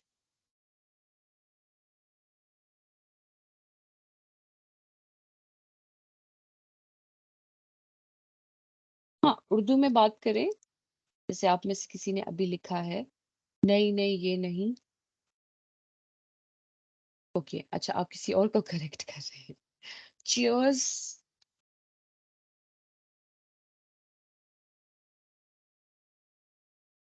Cheers can be sudden, expression of happiness. I was saying कि Urdu language में भी आपके पास interjections हैं. So do you know any interjections in Urdu language? सोचें.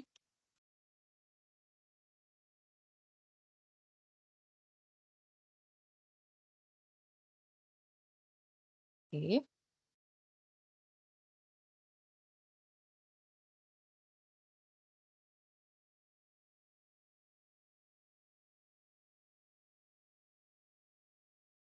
Yes, you're very much right. बहुत खूब, ओए, उफ, कमाल, अच्छा, यार, all these words हम इसको इस तरह से इस्तेमाल करते हैं हमारी डेली लाइफ्स में.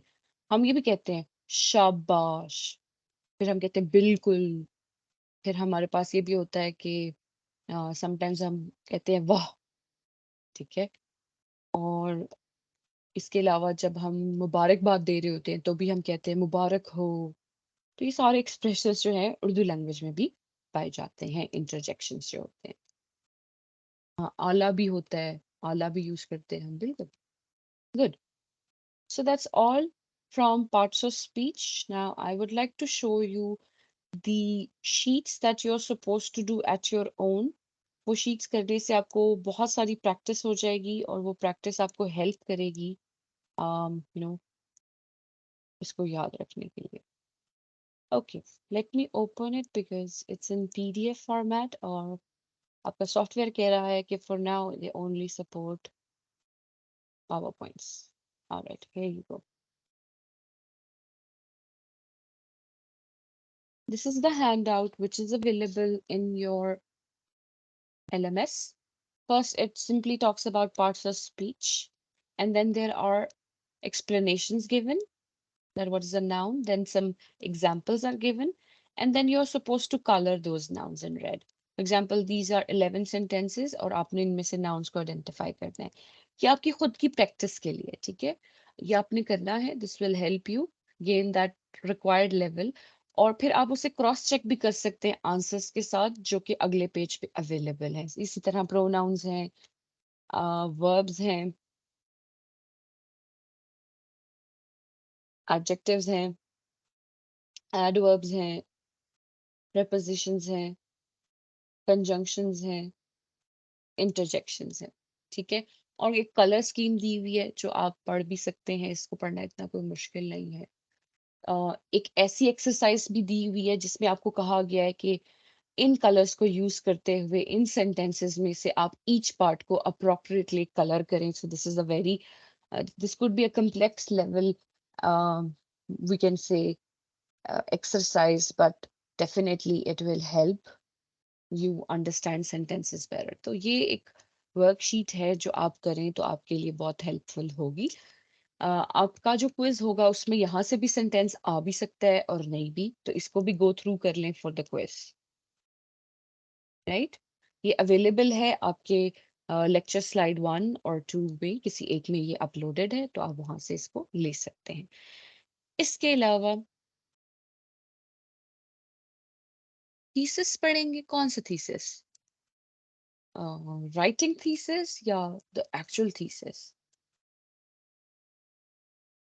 A quiz day has been announced already. You're going to have your quiz next Wednesday, right? At 8:30 a.m. 110, what are you trying to say, but I'm not understanding. कौन सा thesis पढ़ेंगे?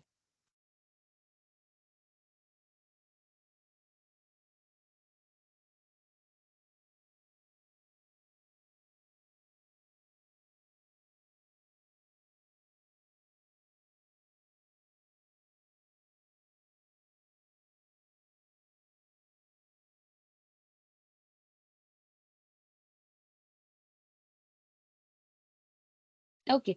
Another document that I've uploaded in your, you know, LMS.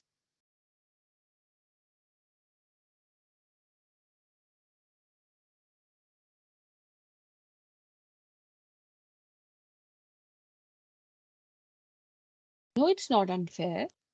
पढ़ाई तो आज हमने की है ना बेटा. बाकी आपका क्विज तो नेक्स्ट वीक है ना.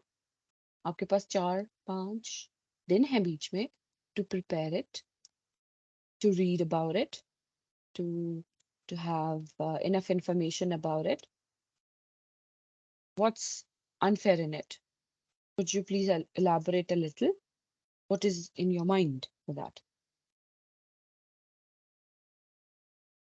सेम क्लास कैसे होगी? वो तो नेक्स्ट वेंसडे होनी है ना.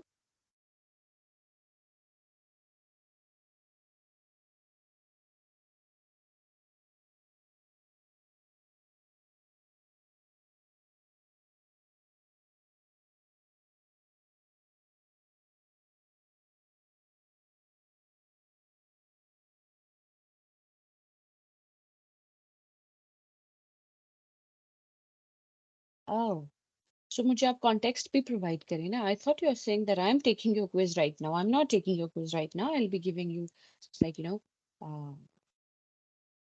1 week or so to prepare yourself. No, it's not unfair. I won't call it unfair.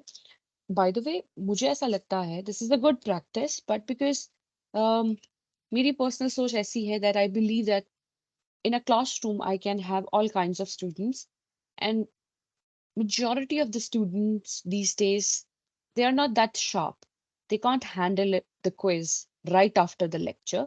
They need time, right? उनको चाहिए होता है. लेकिन in Western cultures, in advanced countries, it is a common practice कि आपको एक concept पढ़ाया गया है जिसको आप क्लेम करते हैं कि आपको समझ आ गया, तो उसी वक्त उसका एक 101 स्पॉन्टेनियस किस्म का एक टेस्ट हो जाता है to assess whether you have learned it और नॉट. जैसे अभी जो हम एक क्लास एक्टिविटी कर रहे थे, जिसमें आप लोगों ने सब आइडेंटिफाई किया कि ये है ये है ये है, तो वो भी तो एक एक्टिविटी ही है ना. That is an production of the concept that we have just studied in the class. No, I don't want to take online quizzes. I don't like online quizzes at all. They are painful. So that's not going to happen. You're going to have on campus quiz. ठीक है. आपकी presentations भी on campus हुआ करेंगी, no matter what. और आपके quizzes and assignments भी on campus होंगे. Right? एक और चीज. I would like to say something, share something from personal experience. कि आपने अगर कोई बात ऐसी करनी है किसी और उस टीचर को लेके या मेरे बारे में किसी से भी बात करनी है, तो वो बात बहुत जेनेरिक सी होनी चाहिए. You should never pin point a teacher in front of another teacher. This is मैं इसको कहती हूँ कि इसे कहते हैं कि बेसिक एथिक्स है. ये लर्निंग का हिस्सा है. हम थोड़े से बच्चे होते हैं तो हमारे माइंड में होता है कि हम कहते हैं कि यार मैम वो वाली मैम जो है ना वो हमें बहुत ये वो कर रही है. ठीक है. I understand. I totally sympathize with you guys. But I think it is also my duty to let you know that we should always stay professional and within line no matter what. आपने बुराई करना है किसी teacher का, आप कहा कि आप जरूर करें, लेकिन किसी और टीचर के सामने नहीं. ठीक है. आपस में कर लें. That's okay. You understand what I am trying to say. It's important for your own learning.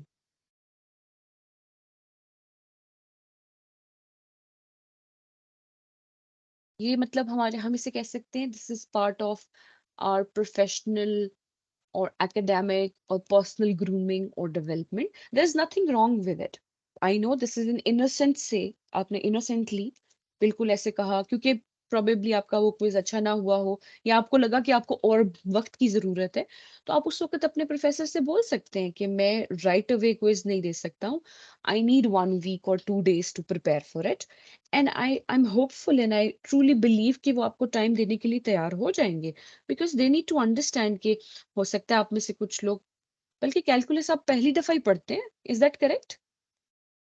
अब आप पहली दफा कैलकुलस पढ़ोगे ना, जब मतलब अपनी लाइफ में this will be your first time, तो आप उनसे बिल्कुल कह सकते हैं. You can tell them that because this is our first time, हमें थोड़ा सा टाइम चाहिए. वो मानेंगे. Don't worry. They will. Right. जैसे अब अगर मेरे कोर्स की बात की जाए तो I can definitely take it right now because ये इतने बेसिक लेवल का नाउन प्रोनाउन तो हम बचपन से पढ़ते हुए आ रहे हैं. Right. Yes, calculus is something that I have come to know to be something very difficult for most of the vast majority of the students. जिनको मैथ्स आता है, जो उस पे अच्छे हैं, वो 100/100 भी ले जाते हैं.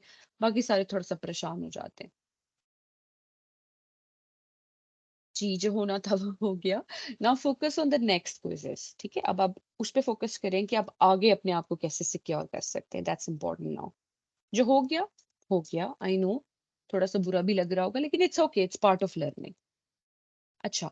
The document that I wanted to show you is this one. This is a flow chart that tells you about parts of speech. और वो आपको एक बहुत तरीके से बताने की कोशिश करता है कि नाउन प्रोनाउन वर्ब कैसे है. जैसे देखें, टॉप पर लिखा हुआ है, is it a person place और थिंग और एन आइडिया. जब आप वर्ब की तरफ जा रहे हैं तो नो, लेकिन अगर आप नाउन की तरफ जा रहे हैं तो यस. तो एक फ्लो चार्ट है. ये भी आपको अंडरस्टैंड कर, इसको ग्राफिक ऑर्गेनाइजर भी कहते हैं. इसको infographic भी कहते हैं. There are many terminologies that are used. Now, these infographics, they make your understanding of certain things more easy and clear. So I would like you to take a print of it or study it on your laptop if you would like. आप इसको देखें, इसे पढ़ें, आपको और भी बहुत सारी clarification आ जाएगी. Gee, this all of this material that I'm showing you right now is available in LMS in lecture 1 and 2. And that is the part of the lectures that are going to be focus of the quiz that we are going to have on Wednesday. तो उन्हीं दो lectures में जो कुछ available है, वही सब आपने पढ़ कर आना है. और अगर आप में से किसी के पास कोई access का issue है, तो please ask one of your classmates वो आपके साथ शेयर कर देंगे, तो आप उसे आसानी से एक्सेस कर लेंगे, ठीक है?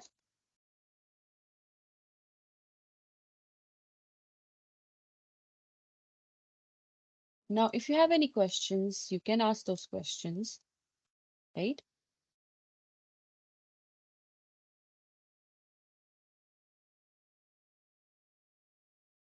If not, then after a few minutes, I would like to start another discussion. लेकिन थोड़े से मिनट्स के बाद कि आप थोड़ा सा अपने आप को इधर उधर रिलैक्स कर लें, क्योंकि हो सकता है आप में से कुछ लोग फोकस ना कर पाए डायरेक्ट। तो चलें हम करते हैं 11-10। अच्छा, क्विज़ेस में कितने क्वेश्चंस होंगे? मैंने आपको बताया it could be multiple choice questions as well. It could be a definition. It could be a comparison between the two. It could be where you're supposed to identify a certain part of speech, maybe. And then it could be um, as simple as define noun with examples. या ऐसा भी हो सकता है। तो आपने क्या करना है, आपका फोकस ये होना चाहिए कि आपने इन सारी कंसेप्ट्स को जो अभी हमने डिस्कस किए उन्हें क्लैरिफाई रखना है माइंड में। बाकी जो कुछ आपके सामने आए वो आप हैंडल कर सकें। द रीजन आपका पहला क्विज मैं इस तरह से ले रही हूँ ताकि मुझे पता चले कि अगर आपके पास कोई ऐसा क्वेश्चन आता है जो आप आपके कंफर्ट जोन से बाहर है, क्या आप उसको हैंडल कर सकते हैं कि नहीं। अगर मैं आपको बच्चों की तरह सब कुछ बता दूं कि इतने नंबर का इधर से सवाल आएगा, इतने जो वेटेज है वो इसको दिया जाएगा, रिटर्न आपने ऐसे करना होगा, पेज के इस कोने में ये लिखा होगा, that's too much information, that's giving you too many details and making you dependent upon my self. I want you guys to be independent. And independence can only be achieved if you foster yourself and you try to achieve autonomy yourself. Right? These are very basic words जो मैं चाहूंगी कि आप इनकी true sense में अपने आप को इसमें evaluate करें कि autonomy कैसे achieve करते हैं। ठीक है, autonomy कहते हैं इसको, fostering कहते हैं। fostering का मकसद ये होता है कि आपको एक concept दिया जाए, आप उसके साथ जितना जो आप उसके साथ जस्टिस कर सकते हैं वो करें, और फिर ऑफ कोर्स हो सकता है कोई एक आधा पॉइंट ना समझ आ रहा हो तो उसकी डिस्कशन डेफिनेटली हो सकती है। ऑलवेज फॉर नेक्स्ट सेमेस्टर और any course for that matter, mind में ये बात रखें कि आपने कंसेप्ट पर फोकस करना है, और उससे रिलेटेड कुछ भी आपके सामने आए तो आपने you have to ace it. तो उस तरह से जब सोच थोड़ी सी डेवलप होगी तो हमारे लिए बहुत आसान हो जाएगा। बाकी रही बात, do not worry, do not be bothered, या परेशान होने की जरूरत नहीं है। अगर कोई ब्लंडर होता भी है तो I am always here to help you, don't worry about that, right?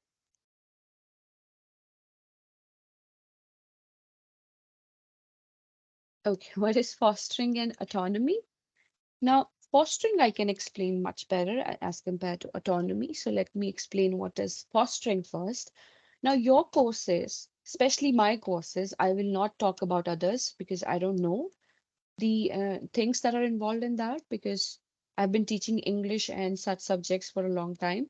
So basically, in courses का मकसद होता है, there is one of those 2 points, objectives of English courses in your program, to make you independent in using English. So my work as an instructor for you is to foster you, to tell you how you can learn more. And the exploration and the usage and the exposure has to be gained by your own self. I cannot actually tell you everything or spoon feed you or tell you a boundary that this is the boundary and you should be able to move around it. No, आपको मैंने बता दिया कि एक noun क्या होता है, या मैंने आपको बता दिया प्रोनाउन के टाइप्स क्या होते हैं। अब आपकी क्यूरियोसिटी का लेवल ये होना चाहिए कि आप खुद बैठें, उसे पढ़ें, ठीक है? और अगर कोई फर्दर एक्सप्लेनेशन मिलती है, कोई फर्दर टाइप मिलती है, तो उसको, उसकी एक्सेस को, उसकी नॉलेज को गेन करें। That has to be done by your own self. Nobody can help you with that. You do understand that artificial classes that we conduct with each other, they are time bound, they have limitations. We won't be able to practice or go through each and every concept that is out there in English language. We can only touch the tip of the iceberg. ठीक है? ठीक है, लेकिन of course examination perspective से उतना कुछ ही आपको दिया जाएगा जो जितना कुछ आपके साथ डिलिबरेटली यहाँ डिस्कस किया जाएगा। है आसान वर्ड है। इससे आसान वर्ड्स क्या होते हैं? इससे आसान इंग्लिश तो अच्छा चलें, एक और तरीका है मेरे पास, give me a minute.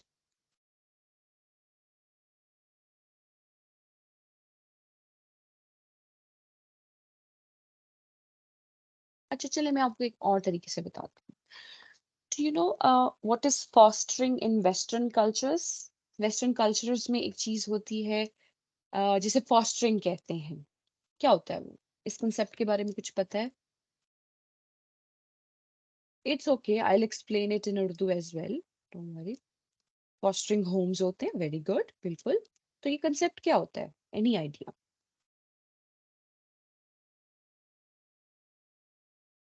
I am from Urdu medium, that's okay, that's all right, there's no big deal. मैं आपको उर्दू में भी बताऊंगी। पहले मुझे ये बताएं कि फॉस्टरिंग क्या होता है वेस्टर्न कल्चर में। कभी कोई मूवी में कभी देख लिया हो, कुछ पता हो तो।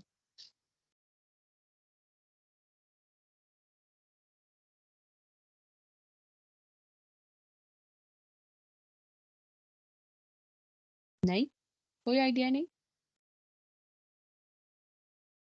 Well I can tell you कि ये क्या होता है। Now, in Western cultures, specifically in USA or US or British, etc. Okay. Haris says that he knows, but he's unable to find the words to explain. And it happens with the best of us. Sometimes I'm supposed to explain a certain thing to a student और मुझे भी 2 minute लगते हैं कि मैं उसको किस तरह से लेके चलूं, और मैं फिर सोचती हूँ कि how can I help them or how can I make it more easier for them. So that's okay. That shows that you're learning. There is some spark in you जो बाहर आने के लिए तैयार है, और अगर आप कोशिश करते रहेंगे तो बाहर आ भी जाए। Providing support and care, that's correct. Like taking care of somebody, right? That is a process of fostering. Now, what happens is that in Western cultures, if a child is left without any family members or any immediate blood relations, या ऐसा होता है कि अगर blood relations हो भी और वो उसको surrender कर जाए, तो वहां पे एक concept है जिसमें आप अपने इस तरह से, यहाँ पर तो अगर हो ना कि अगर एक फैमिली के अम्मी अब्बू मर जाए तो जो बच्चा है उसको खाला चाचा ताया अब etc. Such relations would usually take care of them. In Western culture, if they don't want to take care of such children, जिनके लिए वो aunts and uncles हैं, तो वो उसे surrender कर सकते हैं. Once they are surrendered to the state, तो homeland जो होता है या child protection services होती हैं इस तरह की जगह पे, वो लोग क्या करते हैं कि इन बच्चों को ऐसे घरों में प्लेस करते हैं जहां पर वो एक्चुअली बहुत कुछ सीख सकते हैं, जैसे फैमिली वैल्यूज, फैमिली में कैसे रहना है, लोगों के साथ कैसे रहना है। देखिए, एक हॉस्टल लाइफ और एक हाउस लाइफ या home life is different. The mannerism, उठना बैठना, जिंदगी कैसे काम करती है, एक मदर का एक फादर का क्या रोल होता है एक बच्चे की जिंदगी में। तो such children, they are able to actually witness and experience these things, and eventually when they reach the age of 18 or 19 years old, they are free to go. They have been fostered, they have been given the care and the attention and the guidance they required in order to move forward. Are you understanding कि उन्हें कैसे foster एक complete इंसान बनाया गया, उनको वो सारी technique, strategies, feelings, emotions, scenarios से गुजारा गया, जिससे उन्हें पता चला कि वो अपना ध्यान खुद कर सकते हैं। अब in order to make it a little more clear, जब हमें एक छोटा बिल्ली का बच्चा मिलता है, a kitten, it can not take care of itself. लेकिन जैसे ही वो 4th या 5th मंथ में एंटर होता है, तो cats are quite independent, they are fostered, they can take care of themselves, they can clean themselves, they are mostly capable enough to fetch food for themselves, so they have been fostered. तो ऐसा time period in the life of a person जो वो खुद से उसमें Excel ना कर पाए, उस सारे प्रोसेस को फॉस्टरिंग कहते हैं. So coming back to my role as a fostering entity or an instructor for functional English, I'm supposed to tell you the concepts and the basic ideas that you must know in order to excel in your studies. nationally and internationally. So I need to make you independent enough. I need to foster you to become that independent individual. That is my work here. Yes, that's correct. 019, that's correct. So if I take care of you like that, if I'm able to foster you correctly, then you become autonomous or you achieve autonomy, which is independence, being sufficient enough for your own self. Yes, okay, I get it. So 093 says that they are tired. Okay, I'll stop talking. Okay, you don't have to focus. Break lane, no problem. We are left with another 15 minutes. We'll stay connected. We have to, we are bound, but I'll stop talking. You can relax as well. Take a sip of water.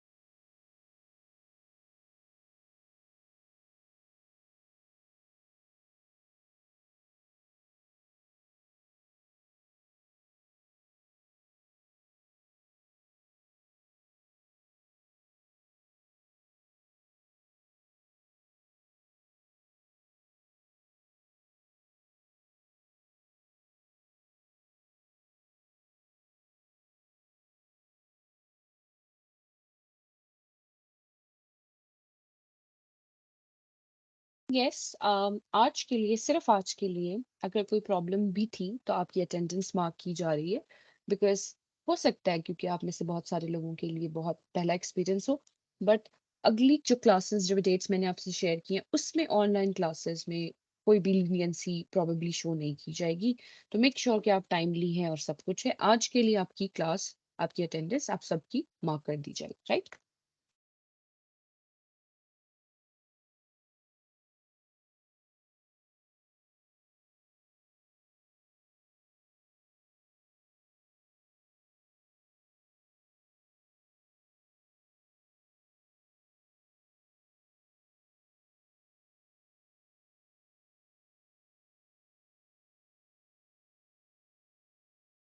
Okay अगर कुछ बच्चों ने group join नहीं किया if it is a possibility, call them और उनको join करवाएं या सुहेल से कहें कि he has to make sure that they join. Otherwise, later on अगर वो आकर ये क्लेम करते हैं कि उन्हें पता नहीं था और ये था वो था, तो आप ये उनके लिए मैसेज छोड़ सकते हैं कि ये सारी इन्फॉर्मेशन जो है इस रिकॉर्डिंग में भी अवेलेबल है। ये रिकॉर्डिंग आपको शाम तक अवेलेबल कर दी जाएगी। दूसरी बात कि मैं अनाउंसमेंट्स जो हैं वो आपके कोर्स पोर्टल पे भी करती रहती हूँ तो आपको वहां से भी पता होना चाहिए तो अगर कोई आके क्लेम करेगा कि उन्हें नहीं पता तो I am sorry they will have to suffer तो आपने मेक श्योर करना है सुहेल कि वो जो कुछ बच्चे हैं उन्हें पता हो कि क्विज है ठीक है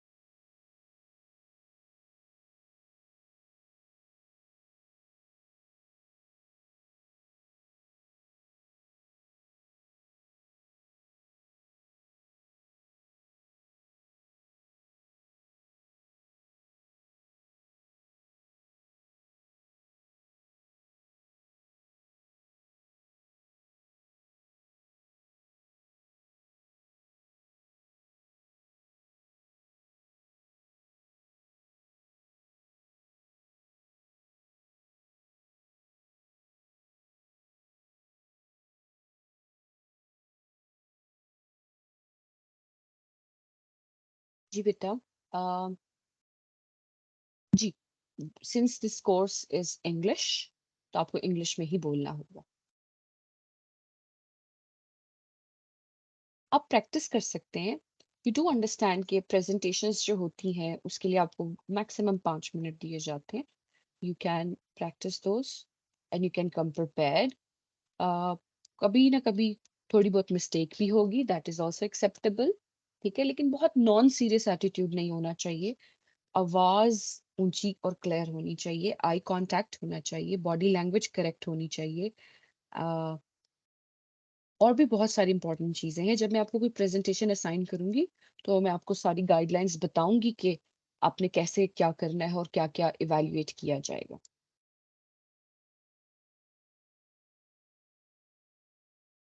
That's okay, even if you're an introvert. I am an introvert. That's all right. But look at me, I'm a teacher. So we can always come out of our shells. I will help you come out of that shell, don't worry. I will bring a mic so you don't have to yell or etc. This helps a lot.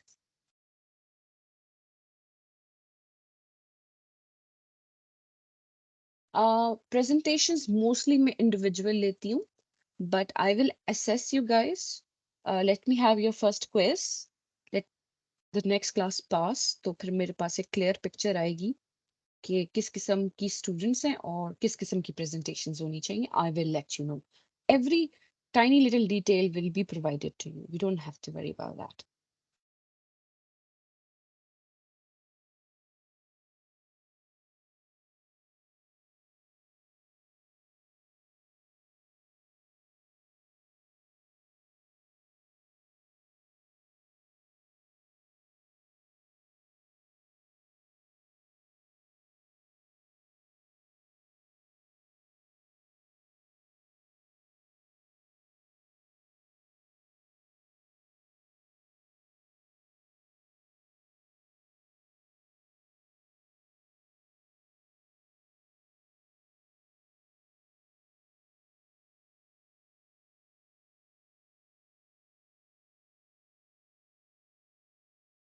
I would say that you should stay connected. Um, there are, yeah, 6 to 7 minutes left. 110 is laughing already. We should stay connected. Because you asked, that's why I stopped talking. Otherwise, I can keep talking. मेरा तो काम है, मैं कर सकती हूँ. On campus, we will have more relaxation, but online, we must stay connected, relax, right? It's okay, just stay connected, and then you can go back to your sleep or something. Because I know you're not on campus today. Oh, I fumble all the time, 93. बहुत सारे words आपने note किया होगा कहीं बोलते हुए मुझसे गलती होती है तो क्या हुआ. Nobody can judge me on that. I can still deliver. See? Nobody will do that. If somebody does that, don't worry. You will find me between you and them. 97, I'm tired too. You and me both. It's okay. अभी तो आप घर में हैं, सोचे on campus भी इस तरह क्लास लेनी है.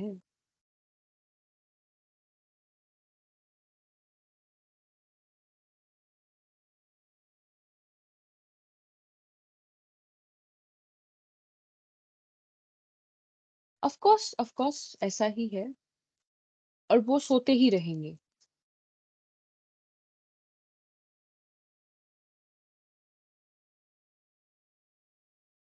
और एक और चीज, instead of calling it a physical class, let's call it on campus class. That's more appropriate. ठीक है? Because we are learning English, right? So we should look for the appropriate word vocabulary items as well. So we'll be calling on campus or online classes, right? Ji, on campus बच्चों के लिए definitely आसान होता है. That's true.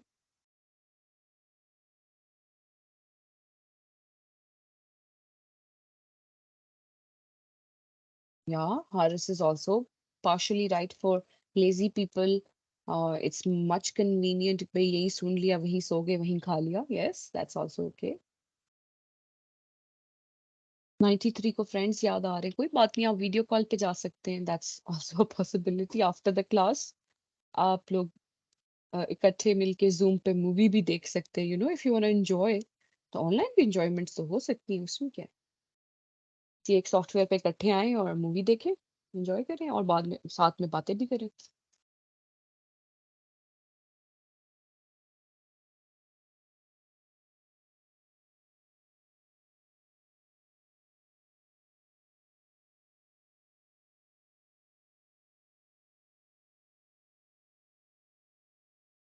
हो जाएंगी 93, आपकी vibes match हो जाएंगी। It will take some time, don't worry.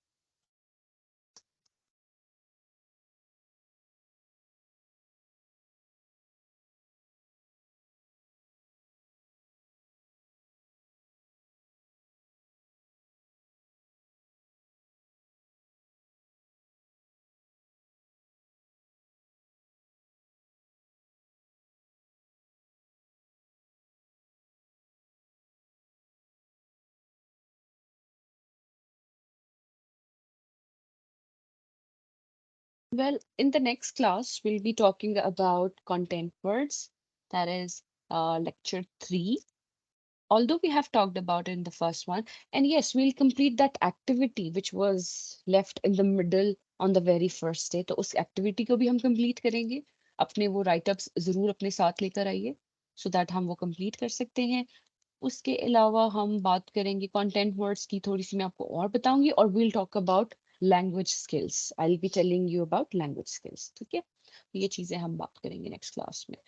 बाकी इंट्रोवर्जन के लिए ये हो सकता है कि we can help our I can help my student and you can help your classmate, and there are many ways. ठीक है, तो हो सकता है इट्स जस्ट दैट कि इंट्रोवर्ट्स को जरूरत होती है थोड़ा सा इस तरह से सोचने की जो उन्हें हेल्प कर सकता है। खैर कोई बात नहीं, will try to help you, don't worry 93। हम आपको जरूर आगे लेके हमारे हमारे साथ ही चलेंगे। 59, हम शाइनेस का बहुत, I am a shy person, as an individual I am a shy person, but when it comes to work I have to work, right? तो उसमें क्या है, अगर मैं काम नहीं कर रही हूँ तो I am a shy person, I would like to have my own corner and sit there. लेकिन मैं अपने आप को डिसफंक्शनल नहीं होने देती, जो काम मैंने करना है वो जरूर करना है। बाकी पर्सनालिटी ट्रेट्स में अपनी रख सकती हूँ, आप भी रख सकते हैं, that's okay, that's all right.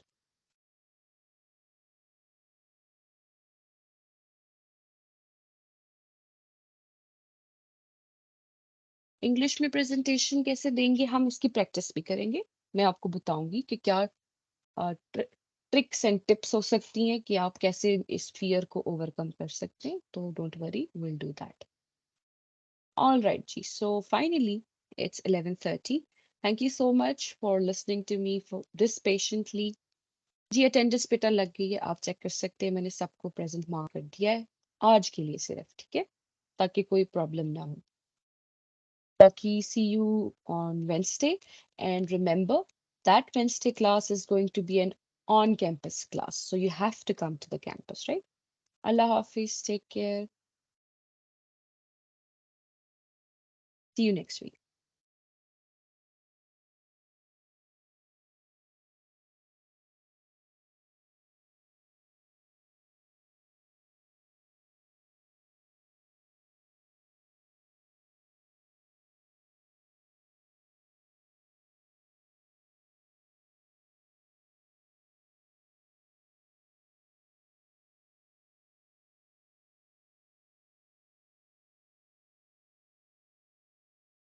uh 59 नहीं बेटा, फिर आपकी ना मेरे साथ दो ही क्लासें होनी है ना, तो वो चेंज हो गया ना। वेंसडे को आपकी दो क्लासें हो गई, कल आपकी मेरे साथ क्लास नहीं है। मैं सर उमेर को कहती हूँ आपको नया टाइम टेबल भेजें, तो फिर वो क्लैरिफाई हो जाएगा, राइट?